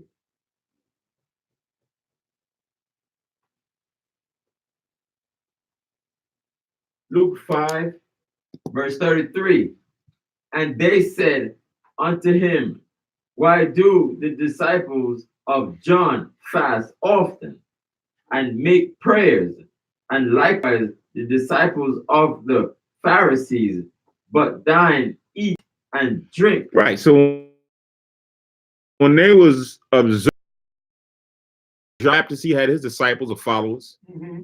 The Pharisees, right? The priests, they had their followers or disciples. Mm-hmm. And then Christ, he had his followers and disciples. And he's watching them. The other sects, they was fasting often and making prayers. Remember, we just read in Tobit 12 and 8, where it says prayer is good with fasting and alms. So that's what they was doing. They was praying and fasting. But Christ and the disciples wasn't doing that. They eating and drinking, right? What's going on? Like, why are y'all not fasting like the rest of them? Read.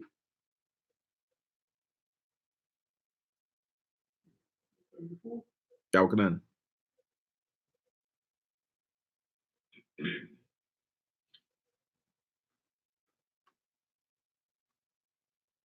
And he said unto them, can ye make the children of the bride chamber fast while the bridegroom is with them? Right. So should they be fasting and worrying and doing all these things while the Messiah or the bridegroom is with them? Right. This is going to asking Yahushua this question is now probably going to take this as offensive because he's saying he's the bridegroom. He's the one that they're going to be all waiting for in the end to come and redeem them. So while he's here, right? Imagine if you was one of those disciples rolling with Christ, seeing him doing all these miracles, you and you know that he is the Messiah. You in your glory. If he's eating and drinking, I'm gonna be right with him, eating and drinking. Whatever he's doing, I'm doing. Right? If Yahushua is turning water into wine, and he turned, I want to drink of that wine. That's going to probably be the most purest wine ever cultivated. I'm going to drink that, right? So while he's there, everything is fine because you're getting taught, right? You're seeing things that you had never seen before. And now he's giving you power to go and do some of the same things that he's doing, right? So that wasn't going to be a time where you're going to be praying and worrying about what was to come because you was with the chosen one. You was with the begotten one at that point. But read on. Verse 35, but the days will come when the bride be taken away from them, and then shall they fast in those days. Right. So it said the days will come when the bridegroom, which is the Yahushua, Christ, is going to be taken away, meaning he was going to have to die and then be seated at the right hand of the Father, and he wasn't going to be with them anymore. Right. So you kind of have that sometimes where just on a carnal level, where someone who's close to you, they pass, they're not there physically anymore. Right. And you feel like you lost something, whether it's a husband and a wife or a son and a mother or father, daughter, whatever that relationship is, and they're not there. And it was your right hand. Mm-hmm. Now you feel empty. You feel that you need some sense of direction, some sense of hope, right? That's when you're going to need to pray.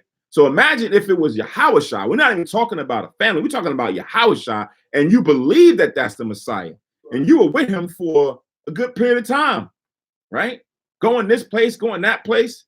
You feeling that, hey, are we going to get the kingdom now? You having that in your mind because he's there. And then he's taken away, right? And now you have to be in that space where you've lost the best thing that has ever happened to you in your life, right? Now you have to go and still deal with society at hand. You still got to go and deal with the Romans.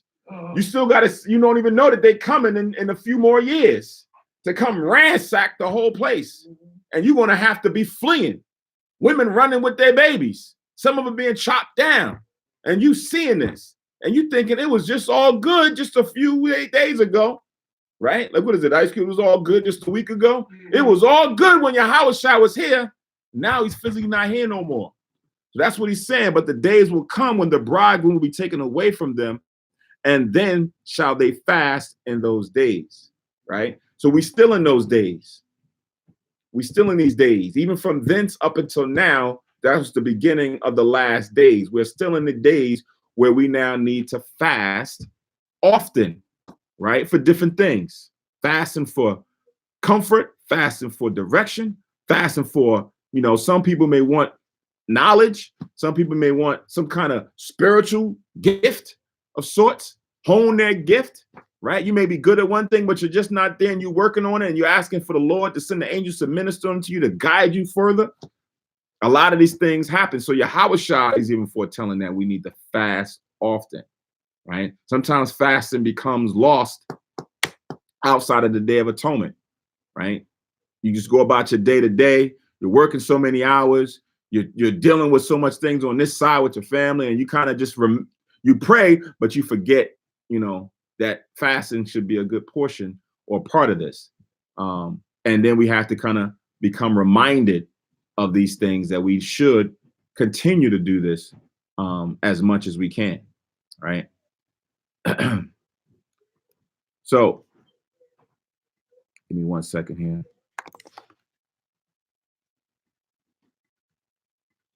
So I'm going to get to how we're supposed to be in this fast. Go to Matthew 6.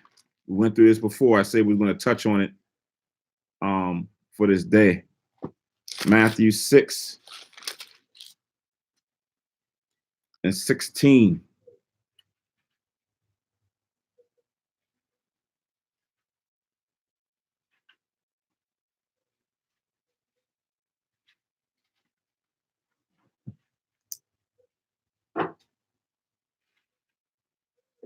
Matthew 6:16.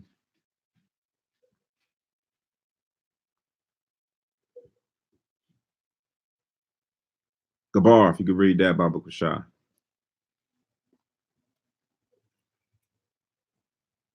Matthew 6 and 16. Moreover, when you fast, be not as the hypocrites of a sad countenance, where they disfigure their faces, that they may appear unto men to fast. Verily, I say unto you, they have their reward. Right. So it says, when you fast, be not as the hypocrites of a sad countenance, right?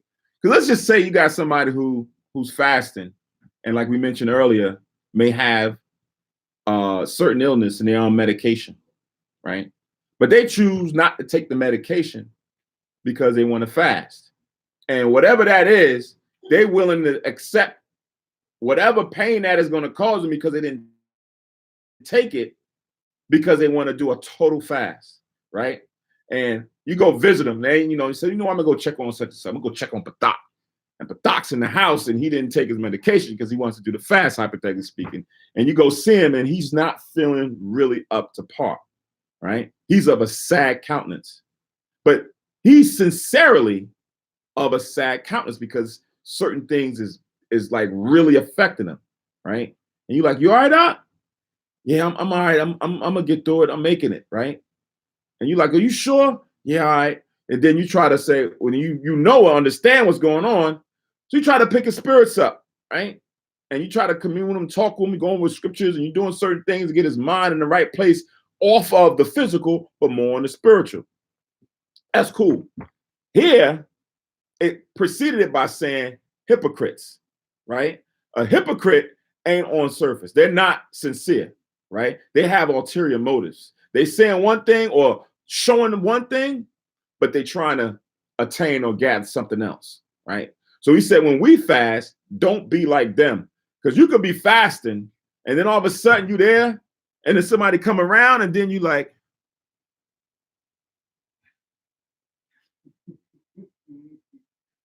you all right? How you doing? Everything is just so solemn, right? It's like this, right? And it may have to be anybody who's in the truth, right? Because we all know, we all privy to it. Because I forgot somebody asked on the Sabbath service on the last holy day, as far as for somebody ask you if you fasting, right? And that may have to be the case if you fasting and you not separated from everybody. You got family members living in your household, right? And they're not really privy to it. You could tell them that it's the Day of Atonement, but they're not privy to it. So then all of a sudden they come by and it's like, yeah, I just cooked this food here. I made you a plate. No, that's okay. I don't want anything. What do you mean? We eat this every Tuesday. This is something that you eat. No. And they're pushing. Listen, I'm not eating anything today. Today I'm fasting, right? So they get the point. So they don't come back 2 hours later, right? They come with some new drinks or something else. Listen, I'm fasting today. I'm trying to be by myself. You may have to say that. But you don't have to be when they come around. No, I can't eat anything. Yeah, I can't eat anything. Like now you like really all boiled down, right? Where you don't have to be, right? It's just for show. That's what they do. That's what the Pharisees and the Sadducees, and that's what they was doing. Don't be like them in that regard, right? So Christ gave this advice on what type spirit you should be in, right? Read verse 17. But thou, when thou fastest, anoint thy head and wash thy face. Right. So you appear to be normal. Like you just came up and you bright-eyed, bushy tail, right?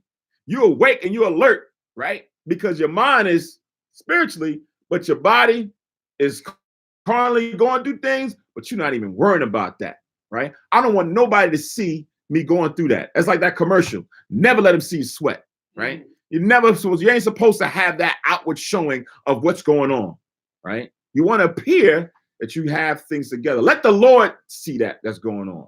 Let him deal with that. Cast your cares upon him and let him bear that burden. But for us, to the world, you won't have to show that unless it's something that's necessary to be shown. Like, yeah, I'm fasting, but man, I feel like I'm about to pass out. I don't know. We've seen that before when brothers who wanted to extend themselves, like do like a 2-day fast, then a 3-day fast, like they read in the scriptures, but they wasn't prepared to do it. Or they went over and exerted themselves. And all of a sudden you see the brother and he about to like fall out. Like we literally seen brothers fall out. You're like, yo, you all right? He's like, nah, I've been fast. How long you been fasting? This is my 3rd day. And you're like, all right, listen, you need to go somewhere and relax. You need to go sit down. Do your fast. You should be out here with us at camp on the 3rd day. And we out here wilding. If you're not ready, go take that seat, right? There's no harm, no foul in that. But if you have an ulterior motive where you want to do it to gain pity, right? I may not know it, right? Because I'm not seeing your intentions at heart. I can't probably see everything. That's the same thing that happened with these priests who was doing it for show for man, right? They'll get their reward later on. You want to get your reward from the Most High, right? If I'm doing it and no one else sees it, I'm not doing it for you, right? I don't want nothing. I don't want something from Nabiah. I don't want something from Zakar. When I'm in that space and I'm doing a prayer and I'm fasting, I'm doing it for the Most High. I want the Most High to bless me or to help me or to guide me or to nurture me in the way in which I need to be helped. That's the key, not for anyone else. Read verse 18. That thou appear not unto men to fast, but unto thy Father which is in secret, shall reward thee openly. You forgot, you skipped. Okay. Which is in secret, and thy Father which seeth in secret shall reward thee openly. Right. So you don't want to fast or have your fast to be appeared unto men. You want it to appear unto the Most High, who can see it in secret, but will reward you openly in front of everybody. Meaning the blessing that the Most High is going to give you, Kakan Nabiala see it, right? Paquah to see it. Saquan to see it, right? Sister such and such to see it, right? Everybody will see it. Your parents will see it, right? Your children will see it. They'll be like, wow, look at this. How you get like that? Man, it's all the Most High, right? I prayed on it, right? I prayed and fasted on it, and the Most High blessed me. Most High bless you with that,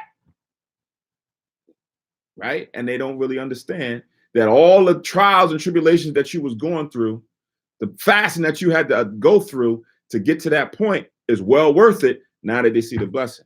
And then as you're getting it, you're receiving it, right? You're not going to do haphazardly with it, right? You're not just going to just waste it because you had to go through a lot of things to get it, right? Sometimes people get a blessing and they misuse it or they mistreat it, right? And it's gone. So when you go through the things that you need to go through before you attain that blessing, fasting and prayer, then you're going to nurture it. You're going to treat it as such, in order to thank the Most High for what you receive. Let's go to Luke, the 18th chapter.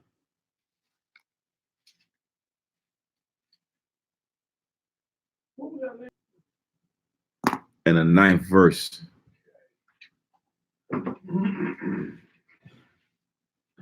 Zakar, if you could read that, Baba Kushar. Luke chapter 18, verse 9. And he spake this parable to 2 servants which trusted in themselves that they were righteous and despised others. Right. So there's a parable that Yahushua is about to give about the disposition of the spirit or the mind state of 2 individuals who's going into the temple to pray before the Most High. Right? Read. 2 men went up into the temple to pray. The one a Pharisee and the other a publican. Mm-hmm. Publican is a what? Okay, well, I'm going to give you your text, man. That's a publican. Thank you, man. A publican. Okay. Verse 6, okay. Verse 11. Mm-hmm.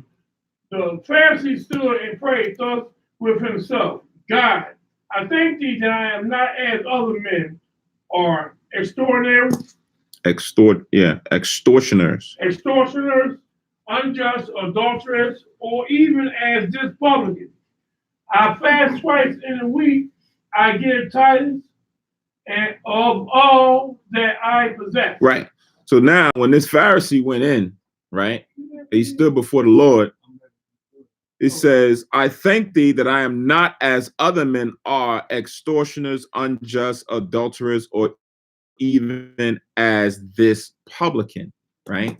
So everything that he's doing, right, is looking aside. Like he's one of those persons that always points the finger, right? When someone is doing something or we in the group, he's pointing the finger at everybody. He's part of the group, but he's always projecting and pointing out, right? When you look at Daniel in the book of Daniel's, when we were in captivity, Daniel didn't point out, right? He didn't say, Most High, I'm in the captivity, I'm the righteous one.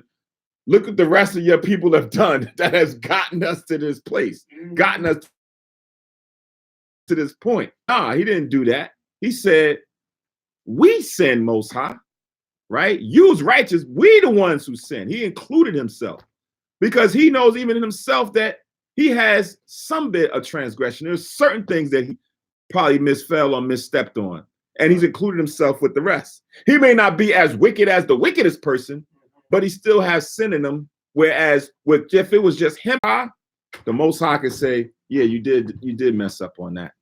And he will be sorrowful and just blame himself and not look at anybody else for this case. But this man, he's trying to justify himself before the Lord, right? He's trying to make his case that he's righteous before all righteous of everyone that he sees before him. I ain't even like this guy who's standing right here. I'm thankful that you made me the way you made me and everybody else is sinners, right? Read on. Read 12 again. Okay, 12 again. I fast twice in the week. I give tithes of all that I possess. So here's a person who on the surface, when you read it, right? He said, I fast twice in a week. So when Yahweh Shai said you should fast often, this guy says, I'm fasting often, right? When he talks about tithes, he's like, I give tithes. Everything I have, I give tithes of it, right? I'm not sinful. I fast, I'm praying, and I give you whatever I have. I give you a portion of what I have. Read. Verse 13. And the publican standing afar off. Remember, he's a tax collector, right? So it's not like he don't have anything. It's not like he don't have possessions or certain things of that nature, but he's standing there to confess his sins, just like how this Pharisee is. Read. Will not lift up so much as his eyes into heaven, or smoke upon his breast, saying, Father, be merciful unto me, a sinner. Right. So he was humble enough that he felt that he was unworthy even to look up to the Most High, who he wouldn't even see. Right? It's not like he can look up and see the Lord sit on his throne, but he's just like, for me to even look towards heaven, I'm not even worthy. Right? You've had other individuals who felt that they weren't worthy to even be in a space, to even see certain things, that they didn't feel that they was privy to be there. It's like in the gospel when the centurion sent someone to go and tell Yahweh Shai about his servant that was sick, right? He said, I don't even feel worthy enough to be in your presence, so I had to send a servant to come see you, right? That's on a form of really humbling yourself before the Messiah, for the Most High. So here it is, this publican is doing that exact same thing.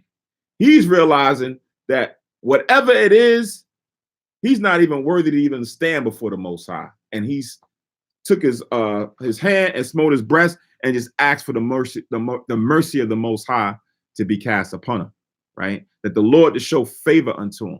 He don't care about the guy that's standing next to him. or the person over here or the person over there, because it's about you on this point at this moment. It's about you having your you having your space with the Most High to reconcile, right? In your mind, in your spirit, to be at one with the Lord again, and not to look and point the finger at this person and that person. That's not what this day is about. That's not what the Most High wants you to do, right? He wants you to be fervent enough to see that and then to come before him on bended knee and be sincere, right? So read on.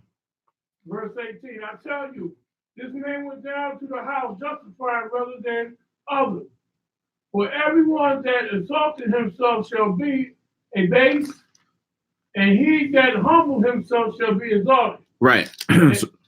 So it says, I tell you that this man went down to his house, this publican, justified rather than the other, right? Meaning the Most High was accepted of him, right? Because the other person tried to justify himself, whereas the other man humbleth himself, right? So you don't want to justify yourself before the Most High. You want to humble yourself before the Most High. That way you be found in favor as opposed to rejection, right? Where the Most High is not favorable for you, right? And you be looked at as, you know, outcast, as someone who's not worthy. I don't know that joke. Was that? I'm trying to act like he was fasting by holding his head. I didn't know. I'm only thinking was, Oh, he probably was fasting.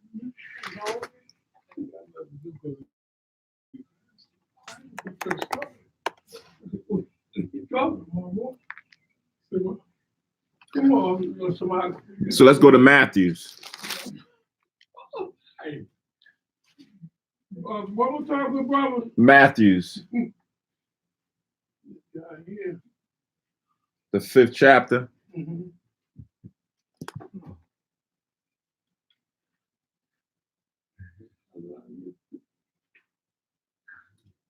Can I please read? Guys, good. Matthews, the 5th chapter and the 23rd verse.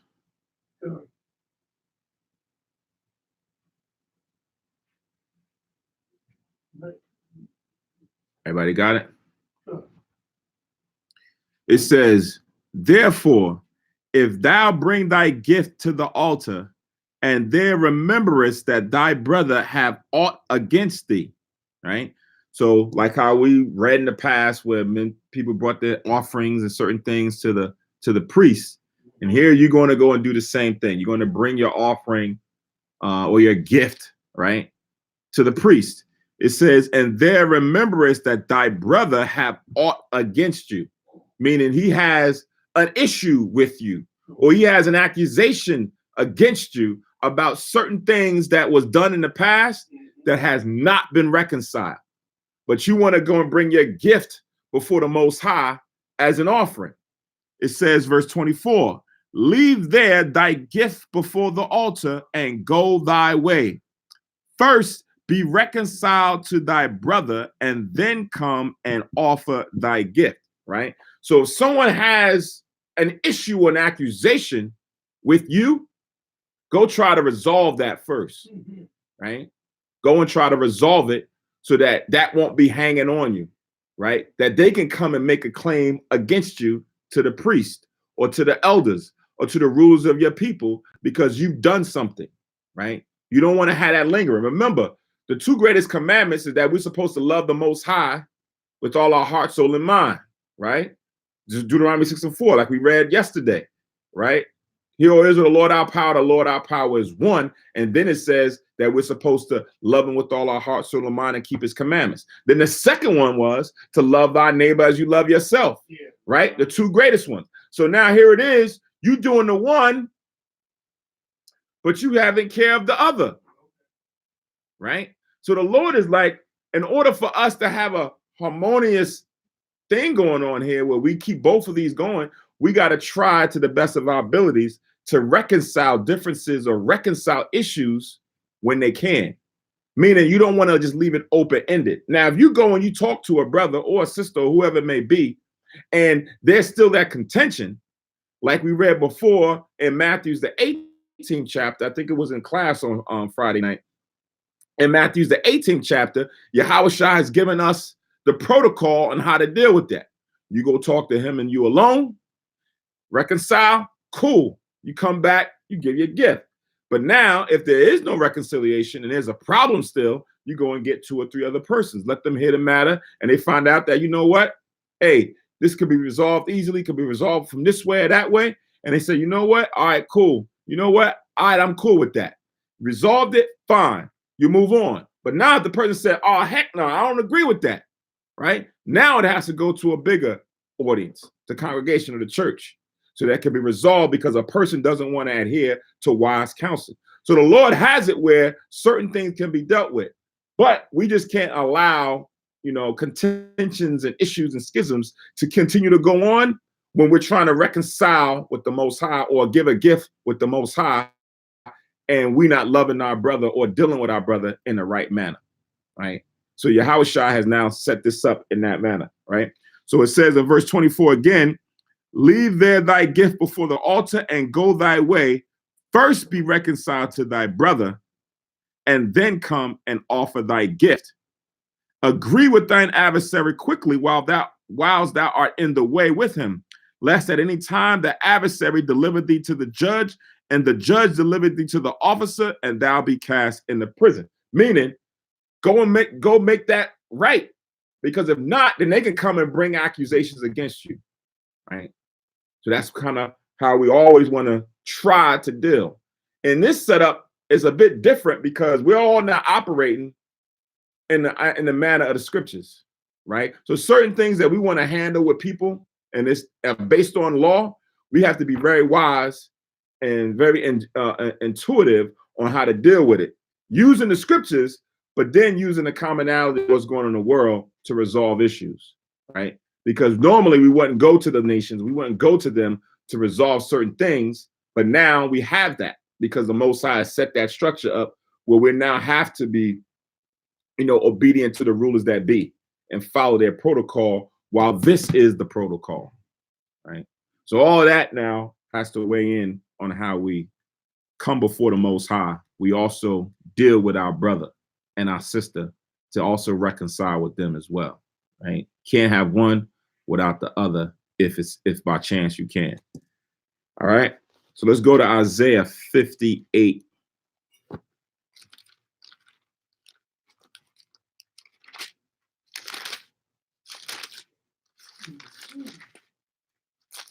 Verse 25 in Matthew. That adversary is. Yeah, brother.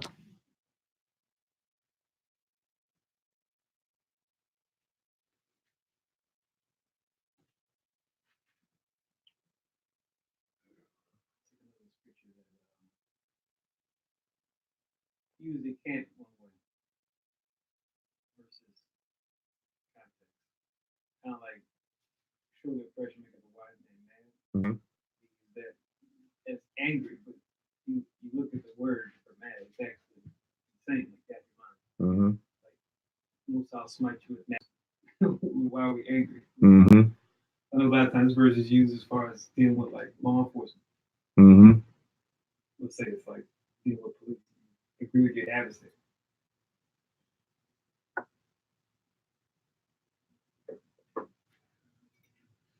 So we're going to go to Isaiah 58 and verse 3.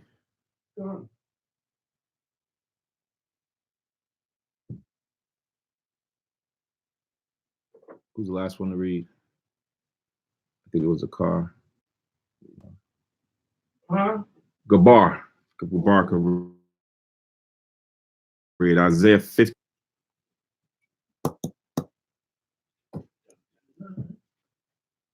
Wherefore have we fasted, say they, and thou seest not. Wherefore have we afflicted our soul, and thou takest no knowledge. Behold, in the day of your fast ye find pleasure, and exact all your labors. Right. So in the day when we're supposed to be doing the right thing, right, fasting for a good cause or fasting for mercy, it's like, where have we fasted and they see us not? And wherefore have we afflicted our soul and thou takest no knowledge, right? That's the thing that you should be doing.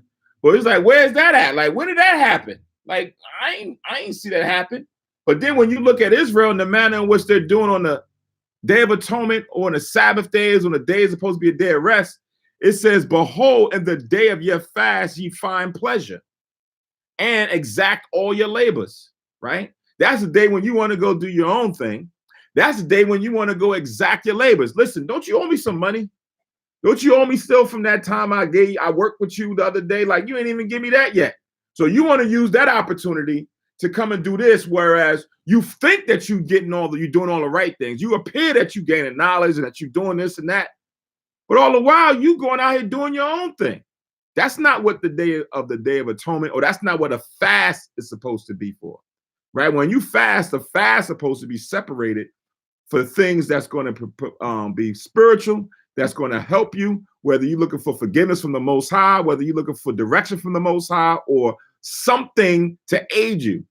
Whereas now you're doing it for your own pleasure, right? Read the 4th verse. Behold, you fast for strife and debate. You fast for strife and debate. On your fast, you go out here dealing with contention. Now you want to start arguing. You want to go start debating over this and that. Debating, and that's for another day, not for the fast or an atonement that you're doing. Read. And to smite with the fist of wickedness. That's worldliness, right? Worldliness getting the carnal where you going out there just dealing with all kind of people's situations or past situations you want to handle on that day. No, not that day. Read. You shall not fast as ye do this day, to make your voice to be heard on high. Right. You want to be the show of attention out there yelling and saying and carrying on and going out here talking about, I'm going to bring this up. I'm going to show him that he's wrong. Why are you supposed to be fasting?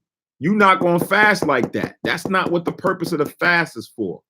So it's always a frame your mind, like we just read before with the sinner and the publican. The publican was in a right frame of mind of humbling himself. He didn't care about anybody else or what that person did or something that somebody owed him. It was about him and how he was supposed to be, what mindset he was supposed to be in, and how he was supposed to conduct himself on that day. Read.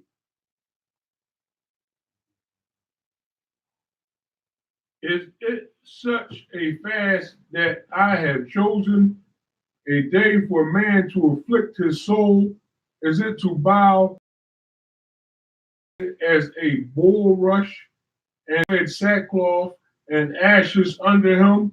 Mm-hmm. Will thou call this a fast and an acceptable day to the Lord? Right. Is this how the Most High wanted us to, what frame of mind the Most High wanted us to be in on a fast or atonement or a day when we're trying to draw closer to him, where your head is hung down low like a bulrush, where you're putting sackcloth under you, right? Like somebody died or you're about to be killed or something like that, right? Or cast ashes under this. Will the Most High accept that as a fast? Will he accept that as a righteous day, right? When we're supposed to be like Yahushua and anoint thy face and appear like you not fasting.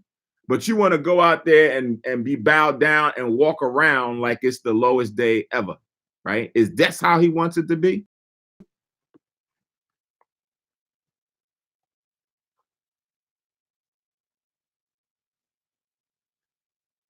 It's not, we 6. Yeah, we have 6. Is not this the fast that I have chosen, to loose the bands of wickedness, to undo the heavy burdens, and let the oppressed go free, and that ye break every yoke? Right. So on this day, you don't want to have any confinements, like putting anybody in contention where they can't go out and do or fast or present themselves from them. Have all that free. You don't want to have anybody thinking about those things. Let's all come together and think about how we're going to come to the Lord on bended knee and worship him and ask for forgiveness. Let's all come to like that and not have people worrying about something else, not have somebody being held down because of this. I can't make it because you won't give me such and such, or I can't do this. you know what? For this day, I don't want to have that burden be put upon you. I'm going to take that off so that you can go and do what you needed to do, right? We'll deal with all those things later on. But for today or for this purpose, we're going to be free from those things. Read. Is it not to deal thy bread to the hungry, and that thou bring the poor that are out to thy house? When thou seest the naked, that thou cover him, and that thou hide not thyself from thy own flesh? Right. So on a day where you want to give your alms, remember we read in Tobit where it says that prayer with fasting and alms with righteousness is good. So when you now do good deeds for your brother, right, that's when the Lord is going to be acceptable. So you fasting and you praying and you doing righteousness by giving alms and keeping the law, right? That's kind of how the spirit of the Most High wants us to be, kind of daily, right? It's not even just on a one day when you feel that you want to join or receive something from the Most High. You've messed up and now you want to show favor or receive favor. This should be something that you do daily. It should be something that should be second nature to you, that you do because you have an unfeigned desire to want to do, right? And not to receive something all the time. It's just because you feel it's the right thing to do, right? Then shall thy light break forth as the morning, and thy health shall spring forth speedily, and go before thee. The glory of the Lord shall be thy reward. Right. So it says, reward. So then it says, then shall thy light break forth as the morning, and thine health shall spring forth speedily. Right. So when you are doing, or you in the right spirit or the right space, then things are going to start working for you. It's like when you got a dark cloud walking over you, and all of a sudden the sun comes out. Right. That's supposed to be the symbol, the sun shining onto you. Right. Your health is now going to spring forth speedily because the Lord is now going to bless you and your spirit is going to be upright, right? And it says, and thy righteousness shall go before thee, and the glory of the Lord shall be thy reward. It's like your defense. It's like the Most High is now going to be always with you or whatever it is you do, right? Read on. Then shalt thou call, and the Lord shall answer. Thou shalt cry, and he shall say, here I am. Right. So now before, when you was in your sin and when you was wallowing, you weren't doing what you was required of you, the Most High wasn't hearing you, right? He wasn't listening to you. He didn't care about those things that you cared about because you didn't care about what he cared about. But now when you're going about this in the right spirit, he says, then shalt thou call, and the Lord shall answer. Thou shalt cry, and he shall say, here I am, right? When you have that,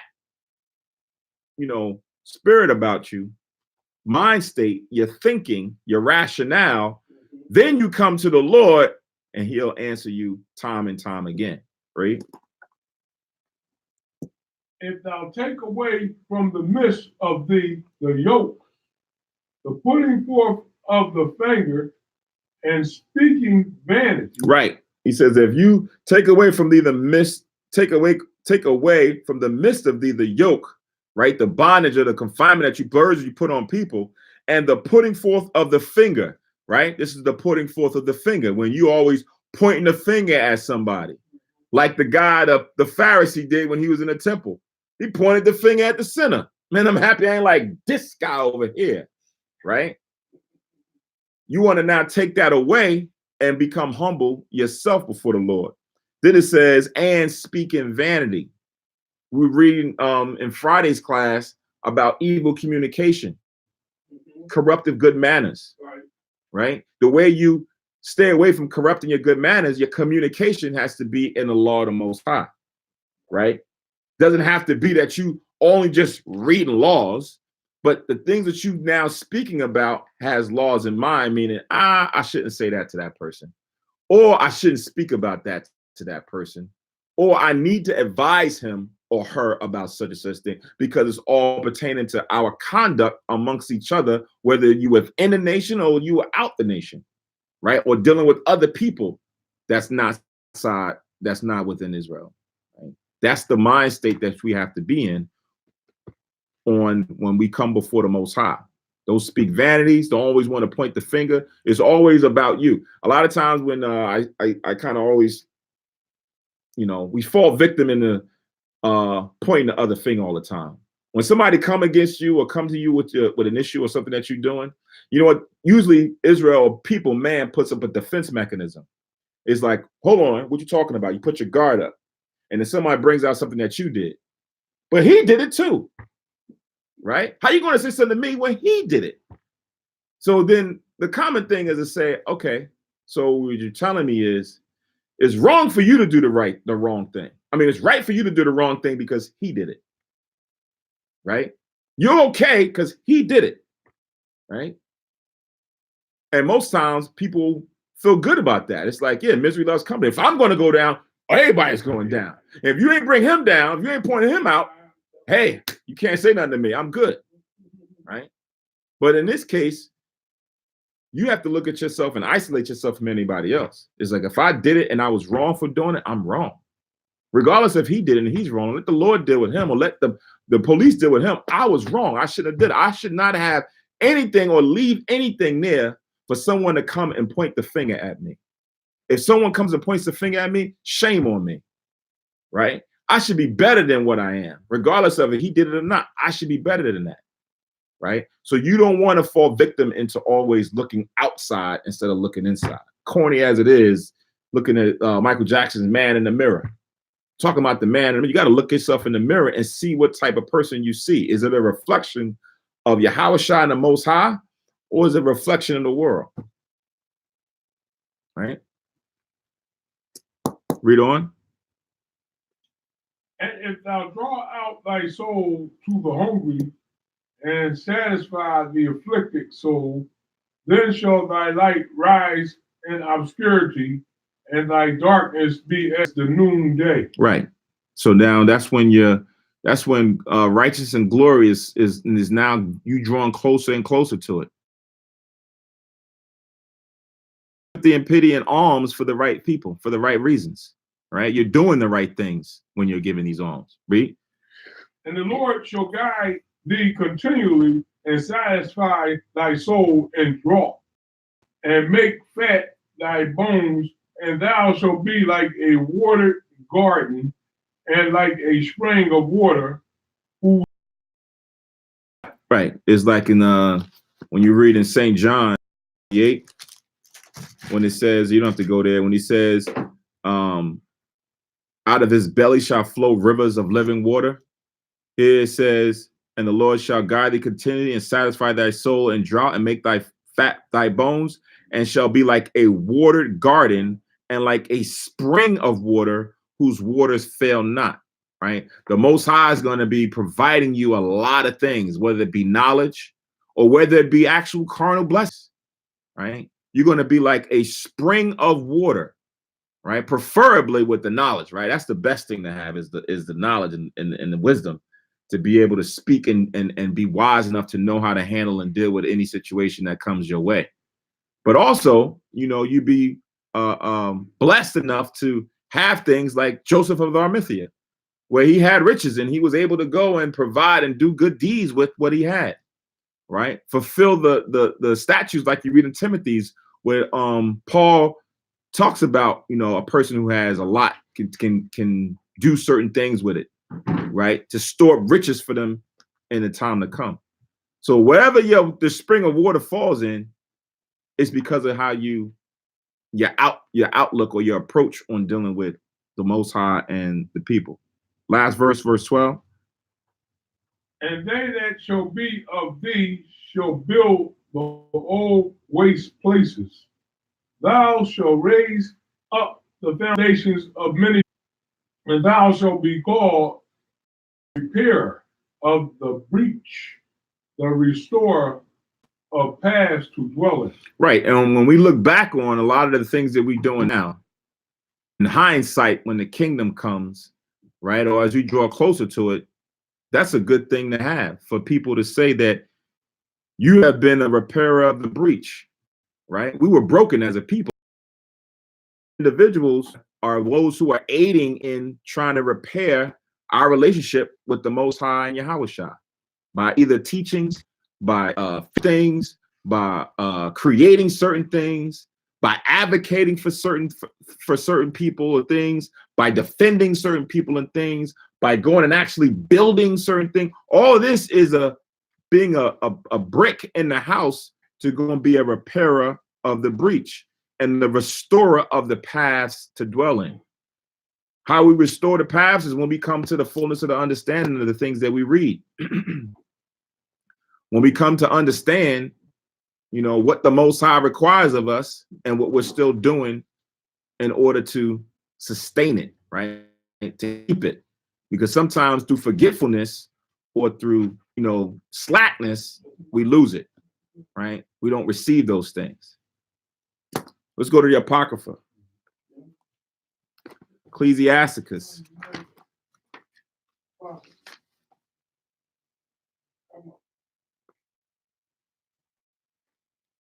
Chapter 34.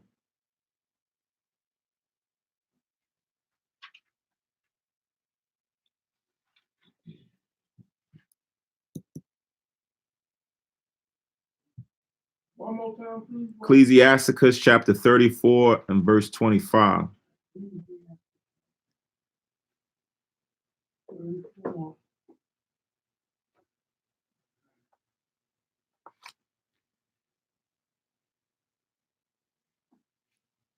Yeah, well, Kanan, if you could read that, Baba Kushah.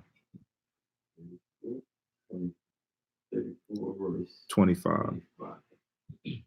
Ecclesiasticus chapter 34, verse 25. He that washeth himself after the touching of a dead body, if he touch it again, what availeth his washing? Right. So if you wash yourself after touching a dead body, right? Meaning you've gone through the whole process of cleansing yourself after you've been around a dead body, right?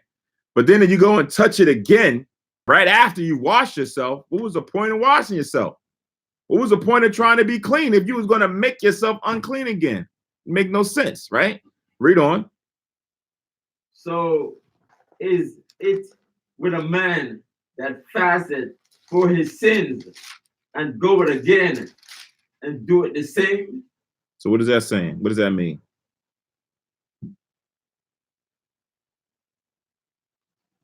I mean, you ask forgiveness of your sins, and then you go right back and do the same sin after you've been fasted. Mm-hmm. You gotta read the rest of it for me to keep talking. I think he read the verse. He ain't finished it. Yeah, read it again.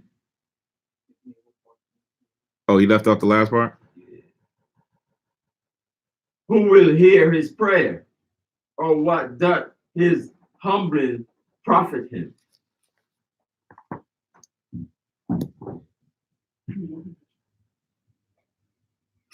Why you say it like that?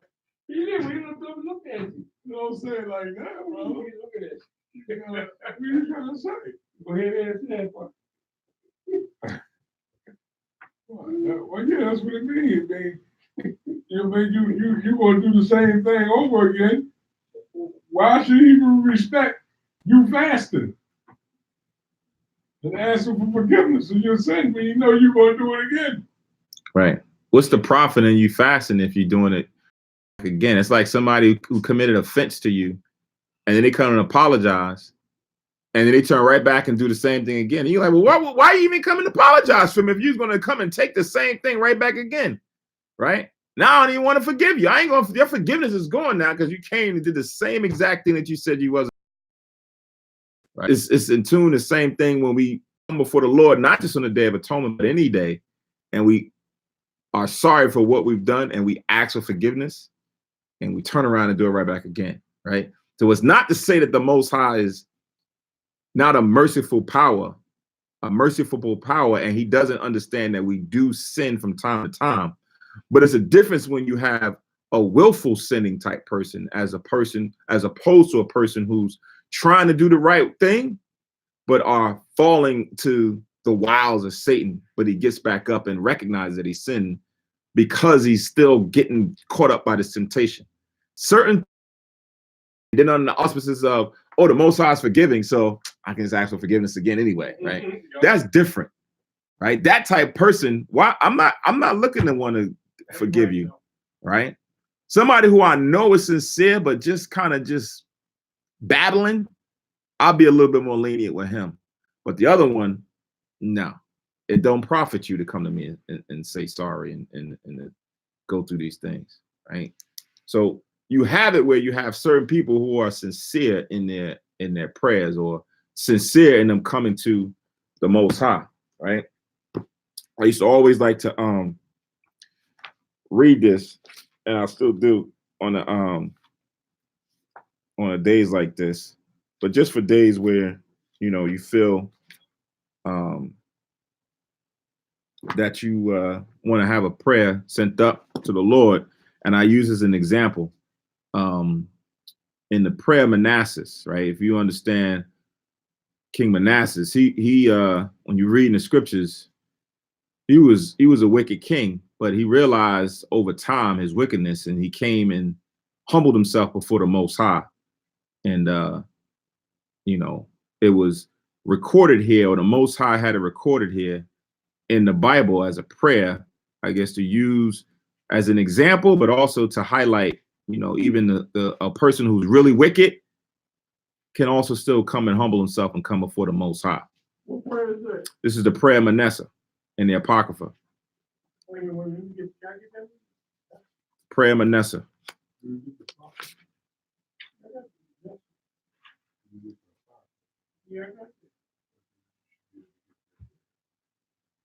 If you want to read about the history of the prayer of King Manasseh, you can just write down 2 Chronicles 33, 1-9. Read that on your off time. Second Chronicles, chapter 33, 1-9.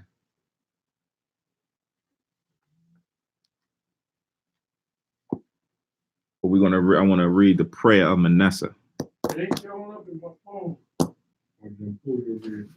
Yeah.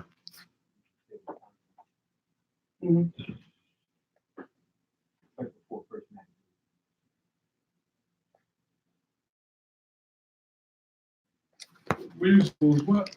2 Chronicles chapter 33, 1-9.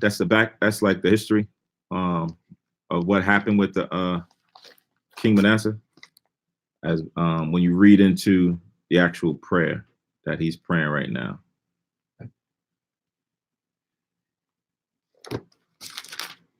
The King of Judah?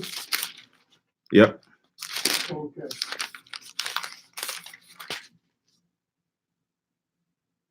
So you got it? Mm-hmm. He was Messiah's grandfather, right? Mm-hmm.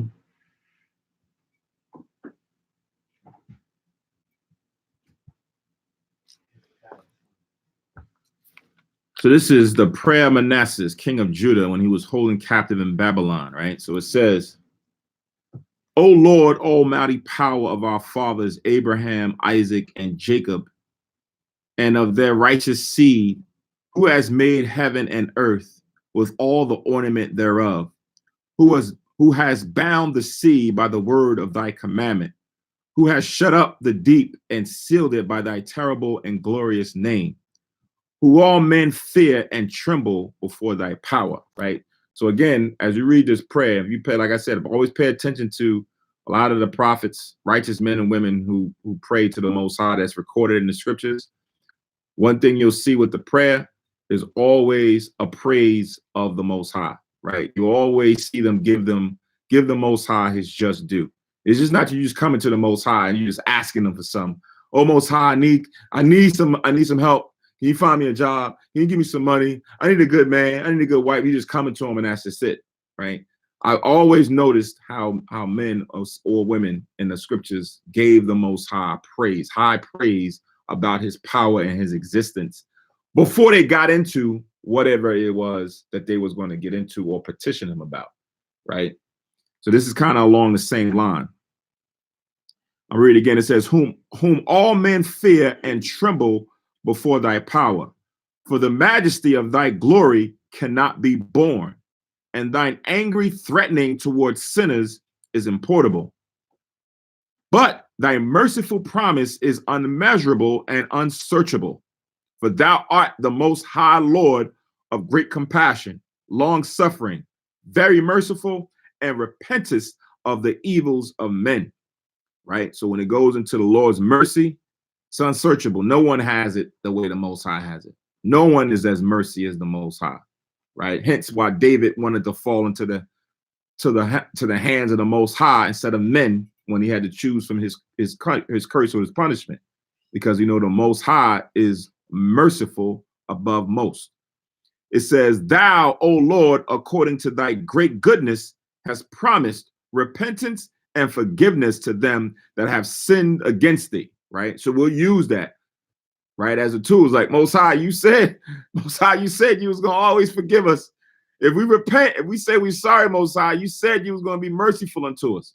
So it was like the reminder, right? It says, "And of thine infinite mercies has appointed repentance unto sinners, that they may be saved.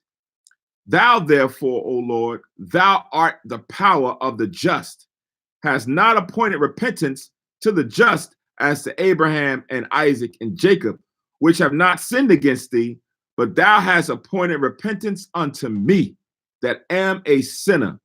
For I have sinned above the number of the sands of the sea." Wow. Right? So this is like the man who was at the temple. He was like, listen, he couldn't lift up his eyes. He's now just throwing himself at the mercy of the Most High. I'm gonna read that again. "For I have sinned above the number of the sands of the sea. My transgressions, O Lord, are multiplied. My transgressions are multiplied, and I am not worthy to behold and see the height of heaven for the multitude of mine iniquities." Right? So he's saying the same thing that the publican said. He didn't feel that his eyes should even look up to heaven. It's the same thing that King Manasseh is saying. He's not worthy to even behold or see the height of heaven. "I am bowed down with many iron bands, that I cannot lift up mine head, neither have any release." Right? It's like he got a weight on his shoulders so heavy that he don't want to. If the Lord was standing before him, if Christ was standing before him, he would never lift up his head unless he was told to lift up his head. Right?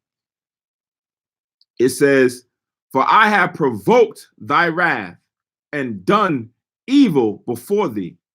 I did not thy will, neither kept I thy commandments. I have set up abominations and have multiplied offenses." Right? So this is the things that he had done at that time while he was king. Right? He had done a lot of abominations. He had a lot of offenses, right? And was being accused of them before he realized, and now he's coming before the Most High to repent and to ask for forgiveness, to throw himself on the mercy of the Lord. It says, "Now therefore I bow the knee of mine heart, beseeching thee of grace.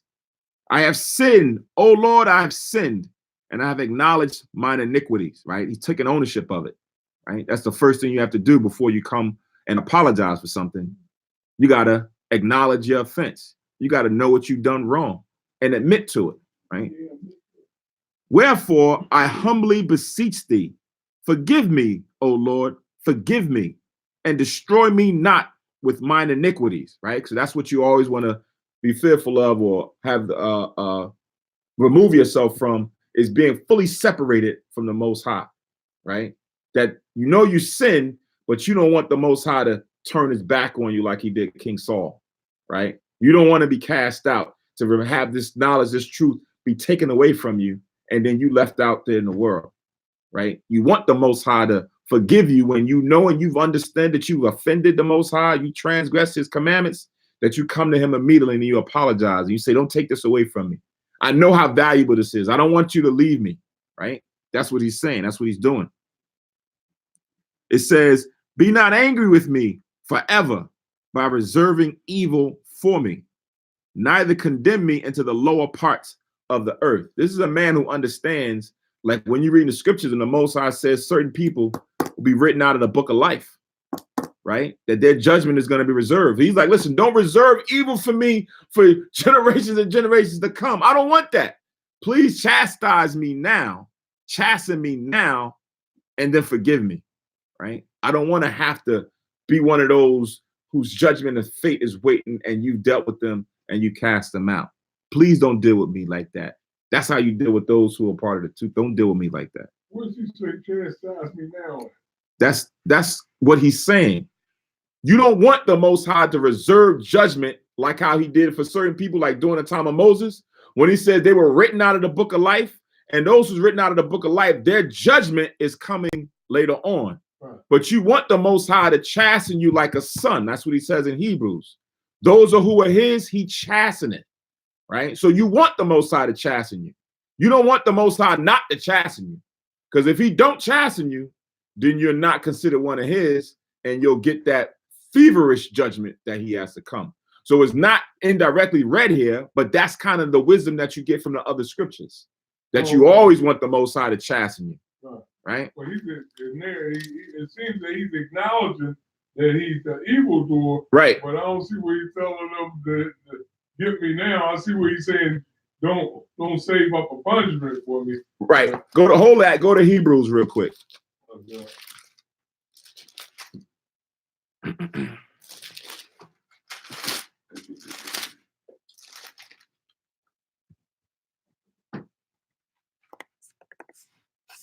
Hebrews.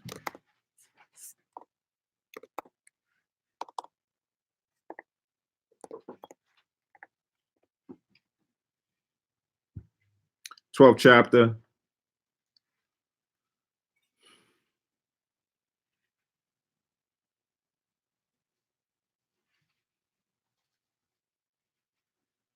And the 5th verse.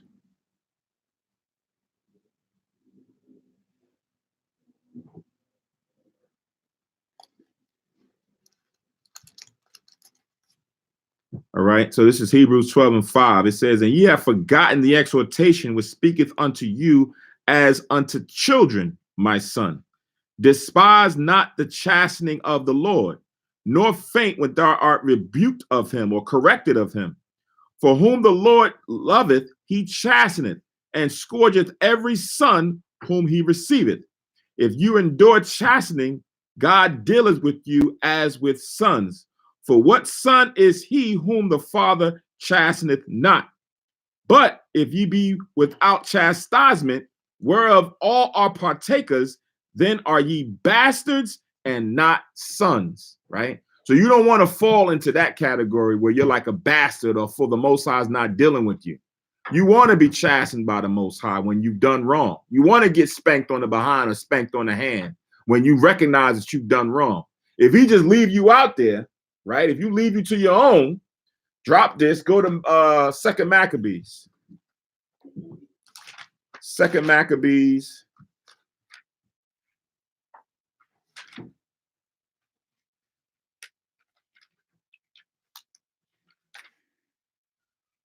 The 6th chapter.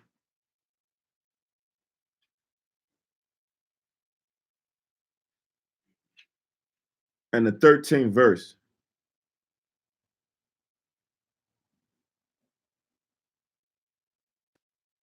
The 2nd Maccabees 6:13, it says, for it is a token of his great goodness when wicked doers are not suffered any long time, but forthwith punished. For not as with other nations, whom the Lord patiently forbeareth to punish, till they become to the fullness of their sins, so dealeth he with us, lest that, being come to the height of sin afterward, he should take vengeance of us, right? So that's something that's known. We don't want the Most High to be patiently forbearing like how he deal with the nations, because when they get to the height of their sin, man, their fall, that judgment is going to be rough, right? The 2/3 who's going to be like them, that judgment when it comes, it's going to be rough, right? You don't want that. So that's why now when you read in Manasseh, when he says, be not angry with me forever by reserving evil for me, right? He's reserving evil for the nations. He's reserving that judgment for them, as well as the 2/3. You don't want that to be like, you don't want that to be you, right? You rather the Most High say, okay, I'm going to chasten you. I'm going to get you now. I'm going to spank you now. I'm going to do this to you now, right? For your better good, for your better judgment, right? So this is what's implied in this.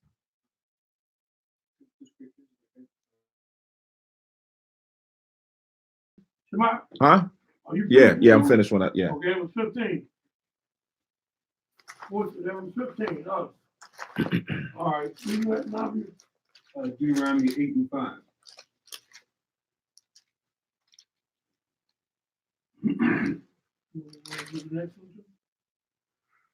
And it reads, well, I'll read it. So Deuteronomy 8 and 5, it says, "Thou shalt also consider in thy heart that as a man chasteneth his son, so Yahweh thy power chasteneth thee."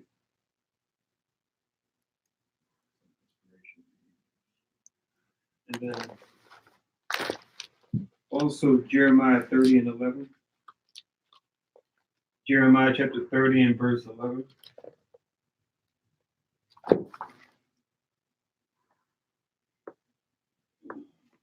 It reads, "For I am with thee, saith the Lord, for Yahweh to save thee. Though I make a fool end of all nations, whither I have scattered thee, yet will I not make a fool end of thee, but I will correct thee in measure, and will not leave thee altogether unpunished." Come.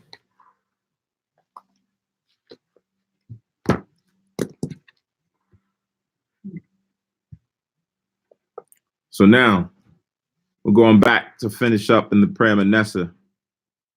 I'll read it again. It says, "Be not angry with me forever by reserving evil for me, neither condemn me into the lower parts of the earth. For thou art the power, even the power of them that repent. And in me thou wilt show all thy goodness, for thou wilt save me that am unworthy, according to thy great mercy. Therefore I will praise thee forever all the days of my life.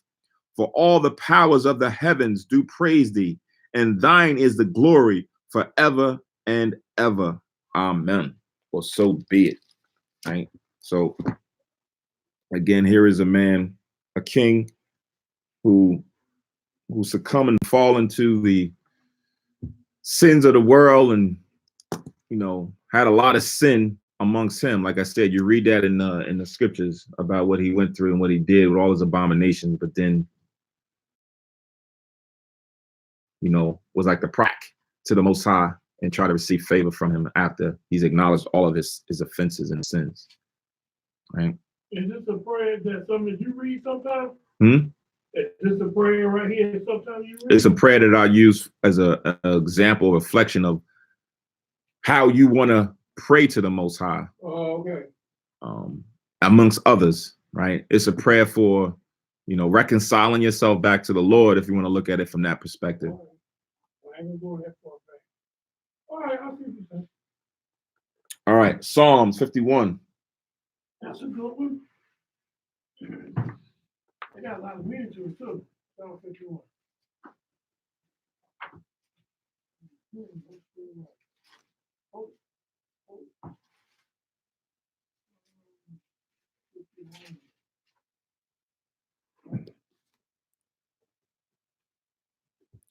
Psalms 51 and 1.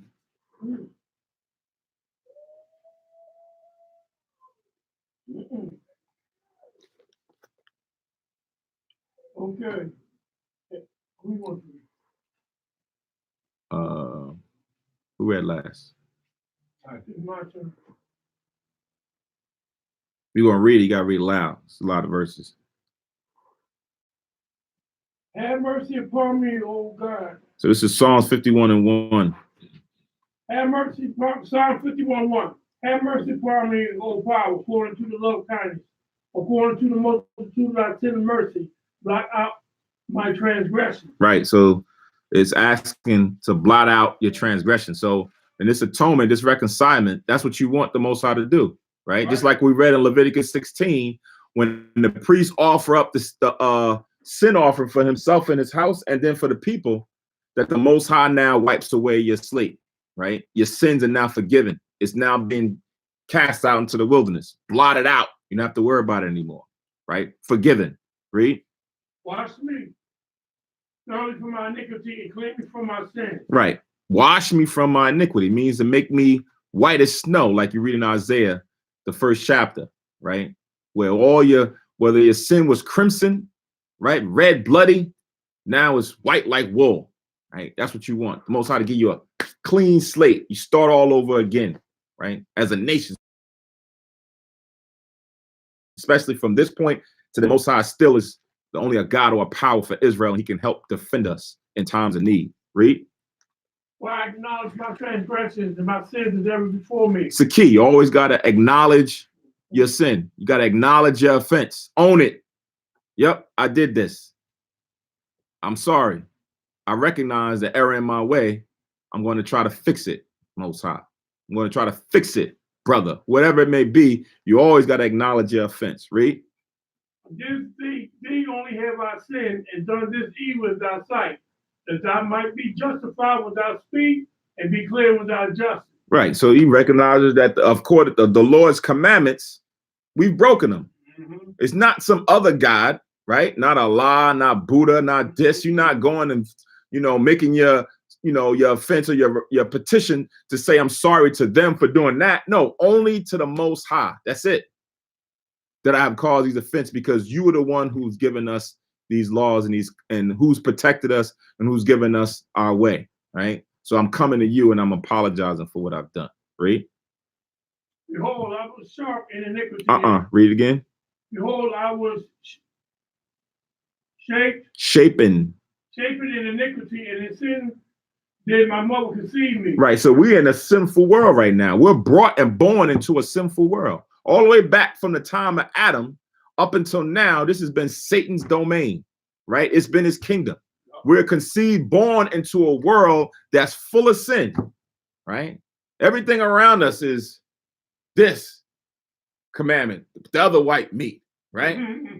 It's Friday night, just got paid, right? So you're brought up hearing all of these different epithets and feeling all these different influences, right? That now kind of gauge you and shapes you into wanting to be that, where now it's like, no, I can't do that. I got to stand firm and follow the Most High's path, right? I got to stay tuned and keep these commandments and recognize that way ain't the right way. I got to apologize, right? Behold, thou desire truth in the inward part, Mm-hmm. and in the hidden part thou shalt make me know wisdom. Right. In the hidden part, which is your spirit, your heart, your mind, you shall make me to know wisdom. That's where you want to see the truthfulness in somebody. That's what the Lord looked at David King. He didn't look at the outward, it was all in the inward. Read. Purge me with hyssop, and I shall be clean. Wash me, and I shall be whiter than snow. Right. Hyssop is like a cleansing herb, right? You see that when you read in the law, when you attend a funeral, you're supposed to be purged with hyssop ceremony on the third and the last day, right? You're supposed to have the hyssop in the water sprinkled on you on the third and the last day, right? To make you clean. So here it says, purge me with hyssop, and I shall be clean. Wash me, and I shall be whiter than snow. So it's not like you want the priest. I want the Most High to purge me with hyssop. That's going to definitely make me clean before his eyes. Read. Make me to hear joy and gladness, that thou hast broken may rejoice. Right. So I want to feel good again. I want to have good spirits. I want to be upbeat. I want to see the kingdom that I can live it and then continue on in joy. Remember, one of the curses was because we didn't serve the Most High with joy and gladness, right? So we want to now have that. And the way we have that is through the delight of his law, through the camaraderie of the brotherhood, right?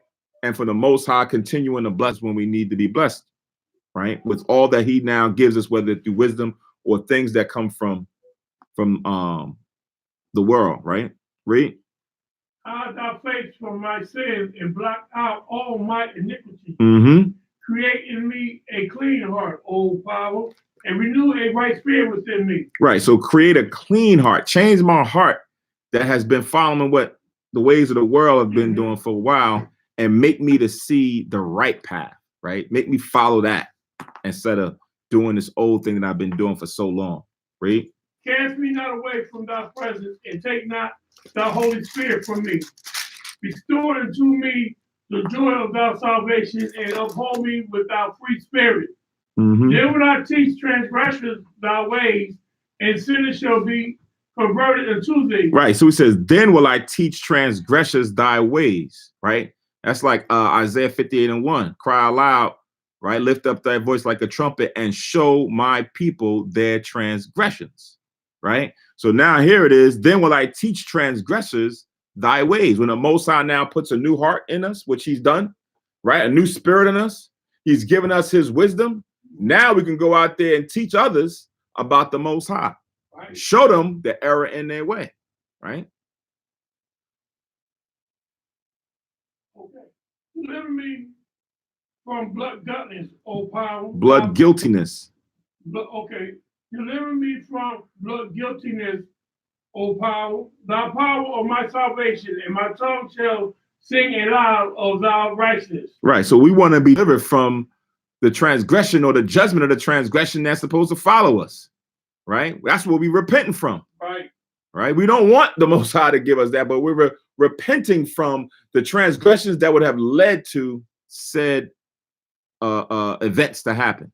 Right. It's like a kid who takes the car, right? Takes the car and leaves, but he knows the consequences may be he's gonna get his behind jacked up, right? Let alone the car going, or he's gonna get really jacked up, right? So now you know it's coming, but then you go and you say, and you fall on the mercy. It's like, you know what? I'm sorry, I didn't do the right thing. I know I was wrong, as opposed to coming in all prideful, right? You walking like nothing happened, right? And you like, oh, I'm about to jack this boy up right now, right? Whereas if he came and he fell before you and he acknowledged what he did was wrong, right?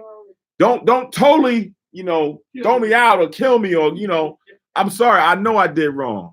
And you can see this sincere, then you can be delivered from that, right? But man ain't like the Most High, where man can easily see into the spirit of a person sometimes. So it's usually 50-50, 60-40, 70-30, 30-70, whatever it may be, based on what's going on in your experience with the individual that you're dealing with, right? Most High is 100%. Yahweh Shai is 100%. The angels is 100%. They can see into your spirit. They can see if you're lying or being truthful, right?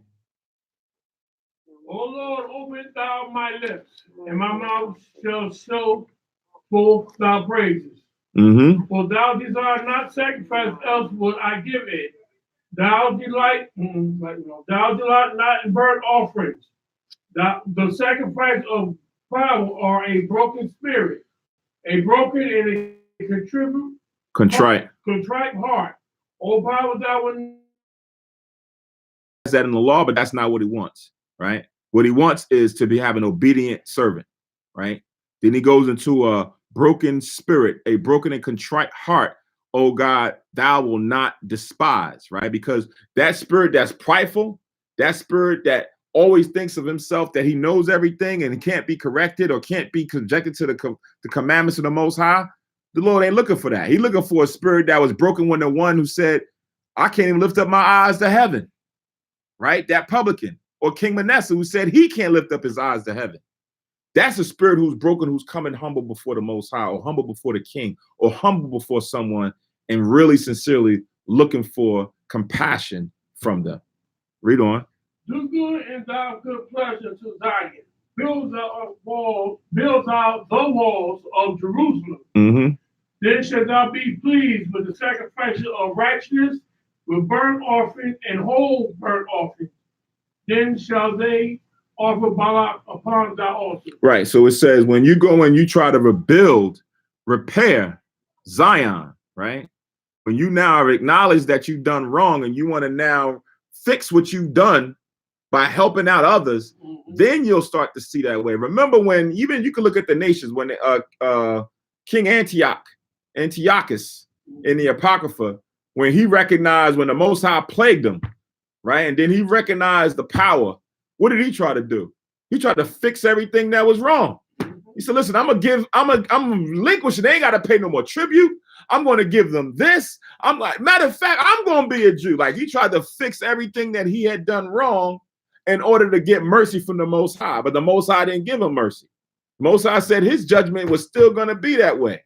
Because remember, he was in Israel, so he wasn't going to receive the same mercy like he gives for us. Right. But that's just a normal thing. When you can go and fix, and when it's kind of, you know, you at the end, your wit's end, and you can't see anything else coming, you then want to go out there and say, okay, you know what? I'll give you this. You need this? Sure, take that. You want this? I'll go out there and get it. You go out your way, right? But in this case, the Lord is saying, if you really sincere about this, go try to fix it. How do you fix it? Go try to build up your people, right? Go try to repair the breaches. Once I see you really taking that action, you doing that, then I can recognize and I will take away your sin, or I can blot it out, or I can accept your forgiveness. If you're not looking to do that, then it's not worthy, right? But once you do that, then I'll accept all your gifts. I'll accept your offerings. Everything will be good, right? Without it, I don't want it, right? So that's the mind state that the Lord wants us to be in, a broken and contrite spirit when we come before him. So on this day, it shouldn't be, you know, you have to take some time away for yourself, right? You got to take some time away from yourself to fully meditate and consider your ways, right? Pray to the Most High on, you know, forgiveness, but not only just forgiveness, but also to give you a sense of direction, to kind of help you find your way. Send angels to help minister if you're weak. If you don't know, you pray for those things while you're fasting, right? Because we're already humbling ourselves. We're already afflicting our souls. But if you want to get that extra push while we are coming before him, pray on it, right? Read about certain things. That's why you have these different scriptures as examples and guides to how you come before him, how you fix things, how you make things better, right? How you make things better with your brother, how you make things better for yourself, right? It's there. It's just tapping into it, right? It's just seeing how it can affect and mold and shape you in the right direction. All right. So that was Psalms 51, Chapter. the whole chapter. My mom gave me that all. Right. Read 91 while you're. Look at me like that. Okay. Oh, my God. You can't go outside and play. All right.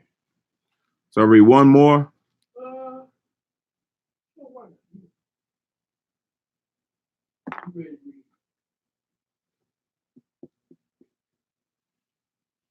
read? And 30. All right.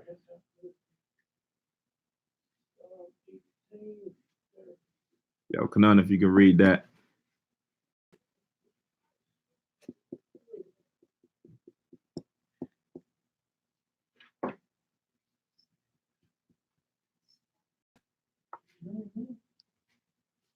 Psalms 18, verse 30. Mm-hmm. Psalms 18, verse 30. As for God, his way is perfect. Mm-hmm. The word of the Lord is tried. Right. So the Most High's way is nothing wrong. There's no flaw in the law. There's no flaw in his word. There's no flaw in his prophecies, his history, nothing. It is perfect. And it has been tried, right? It's been standing, most sold, publicized book in the world, time and time over, right? Because his way has been tried and tried and tried and tried again, and is still standing, right? So we choose not to seek anything else that will try to help or shape or mold us to be that righteous or perfect person that we want to or aspire to be. Read. He is a buckler to all those that trust in him. Right. So we got to trust and believe in his mercy. We have to trust and believe in his grace in this day when it pertains to us now asking for forgiveness and to being one with him again, right? To being reconciled with him again, right? Remember, it was Yahushua who told the Most High, prayed to the Most High. It says that those that he has given him, right, that he desires for us to be one, like him and the Most High one, right? We all should be one. But what separates us is our shortcomings of our transgression.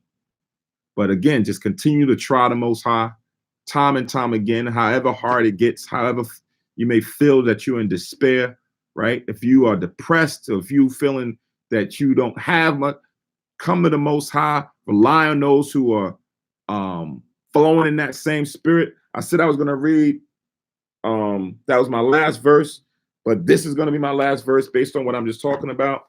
I usually go to it a lot in Ecclesiasticus 37, right? For those who feel weak, for those who don't see the kingdom at the end of the tunnel, this is what this says in Ecclesiasticus chapter 37 and 12.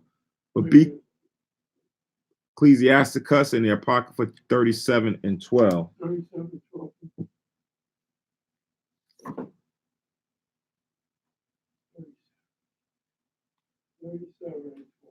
It says, pardon me, but be continually with a godly man whom thou knowest to keep the commandments of the Lord, whose mind is according to thy mind, and will sorrow with thee if thou shalt miscarry, right? So again, that's why we are here. Iron sharpeneth iron, that we can be helpful to one another. We can use each other as a crutch. We can use each other as an example of experience for what things that we've gone on in the past. We're trying to forge on for the future. So with that, we're going to close out tonight's Sabbath day service for the Day of Atonement. Most High's will, if you are able to have off tomorrow, try to continue reading in the scriptures, praying, meditating, take some time away to just reflect on yourself as well as the nation and what things we can make, what we can do to make it better. All right. So with that, I'm going to say Ashar, Yawum, Kaparium, happy Day of Atonement to Israel. Those who's listening, those who's watching, Most High's will, that we'll have a refreshing day, and then complete the fast when sundown happens. We always advise when you break the fast, it's probably best to break it light with some fruit, vegetables, salads, water, and then go into a heavier meal. But if there's no law on, if you choose to do what you do, that's on you. But it was always a good advice when coming off a fast. But again, focus more on the spiritual. Focus on see how you're reading the scriptures, how Ezra, who fasted for long periods of time, tapped into a more spiritual realm to be able to release the carnal desires of the world, the carnal natures of the body, in order to just float and glide into a spiritual realm, right? So again, with that, we're going to close out today's service with the closing prayers. Again, Shalom Yashrala, happy Day of Atonement. Shalom. Shalom.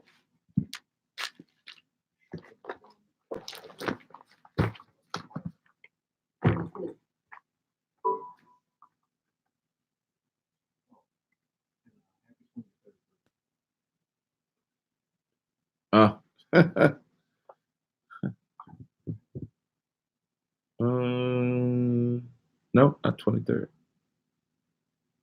21. 21.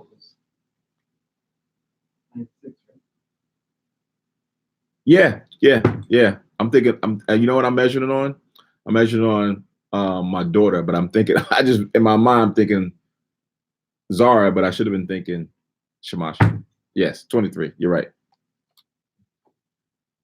Actually, it was the day before, but yeah.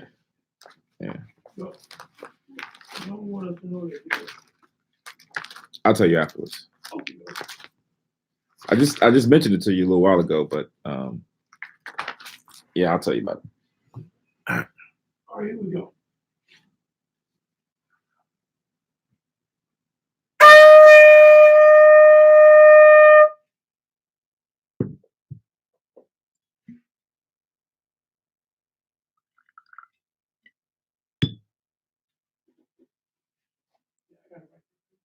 Barakata Yahweh, Bahashem Yahweh Shai, Asherah, Natalanawa, Par Yahagapim, Thuata Amun, La Yahweh, Bahashem Yahweh Shai, Ath, Yasha Allah.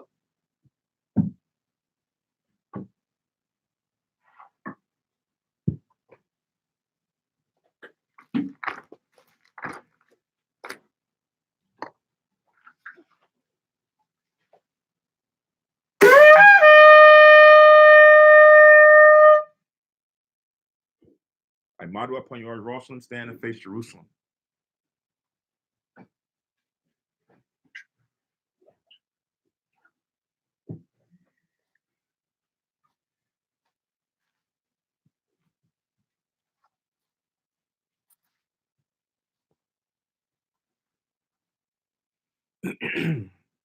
Yahweh, Bahasham, Yahweh Shai, Baba Kushah, Shemai, Lanawa, Aitha, Yum Yun, Aitha, Shalak, Maika Allah, Waha Alahayim, Tazadakim, La, Shemaiah, Barak, Rapah, Magun, Wahakazayat, Bunya, Yasha Allah, Washalak, Lanawa, Rabiam, Kakama, Rabiam, Ta'ai, Rabiam, Bayana, Rabiam, Sabalanwa, Rabiam, Amawan, Rabiam, Aqua, Rabiam, Ahabiam, Rabiam, Haganah, Rakhanaya, Wasalak, Ko, Kata Ayamnawa, Laha Akim, Wa Akiwa, Wayashala, Thum Yad, Waiwalam,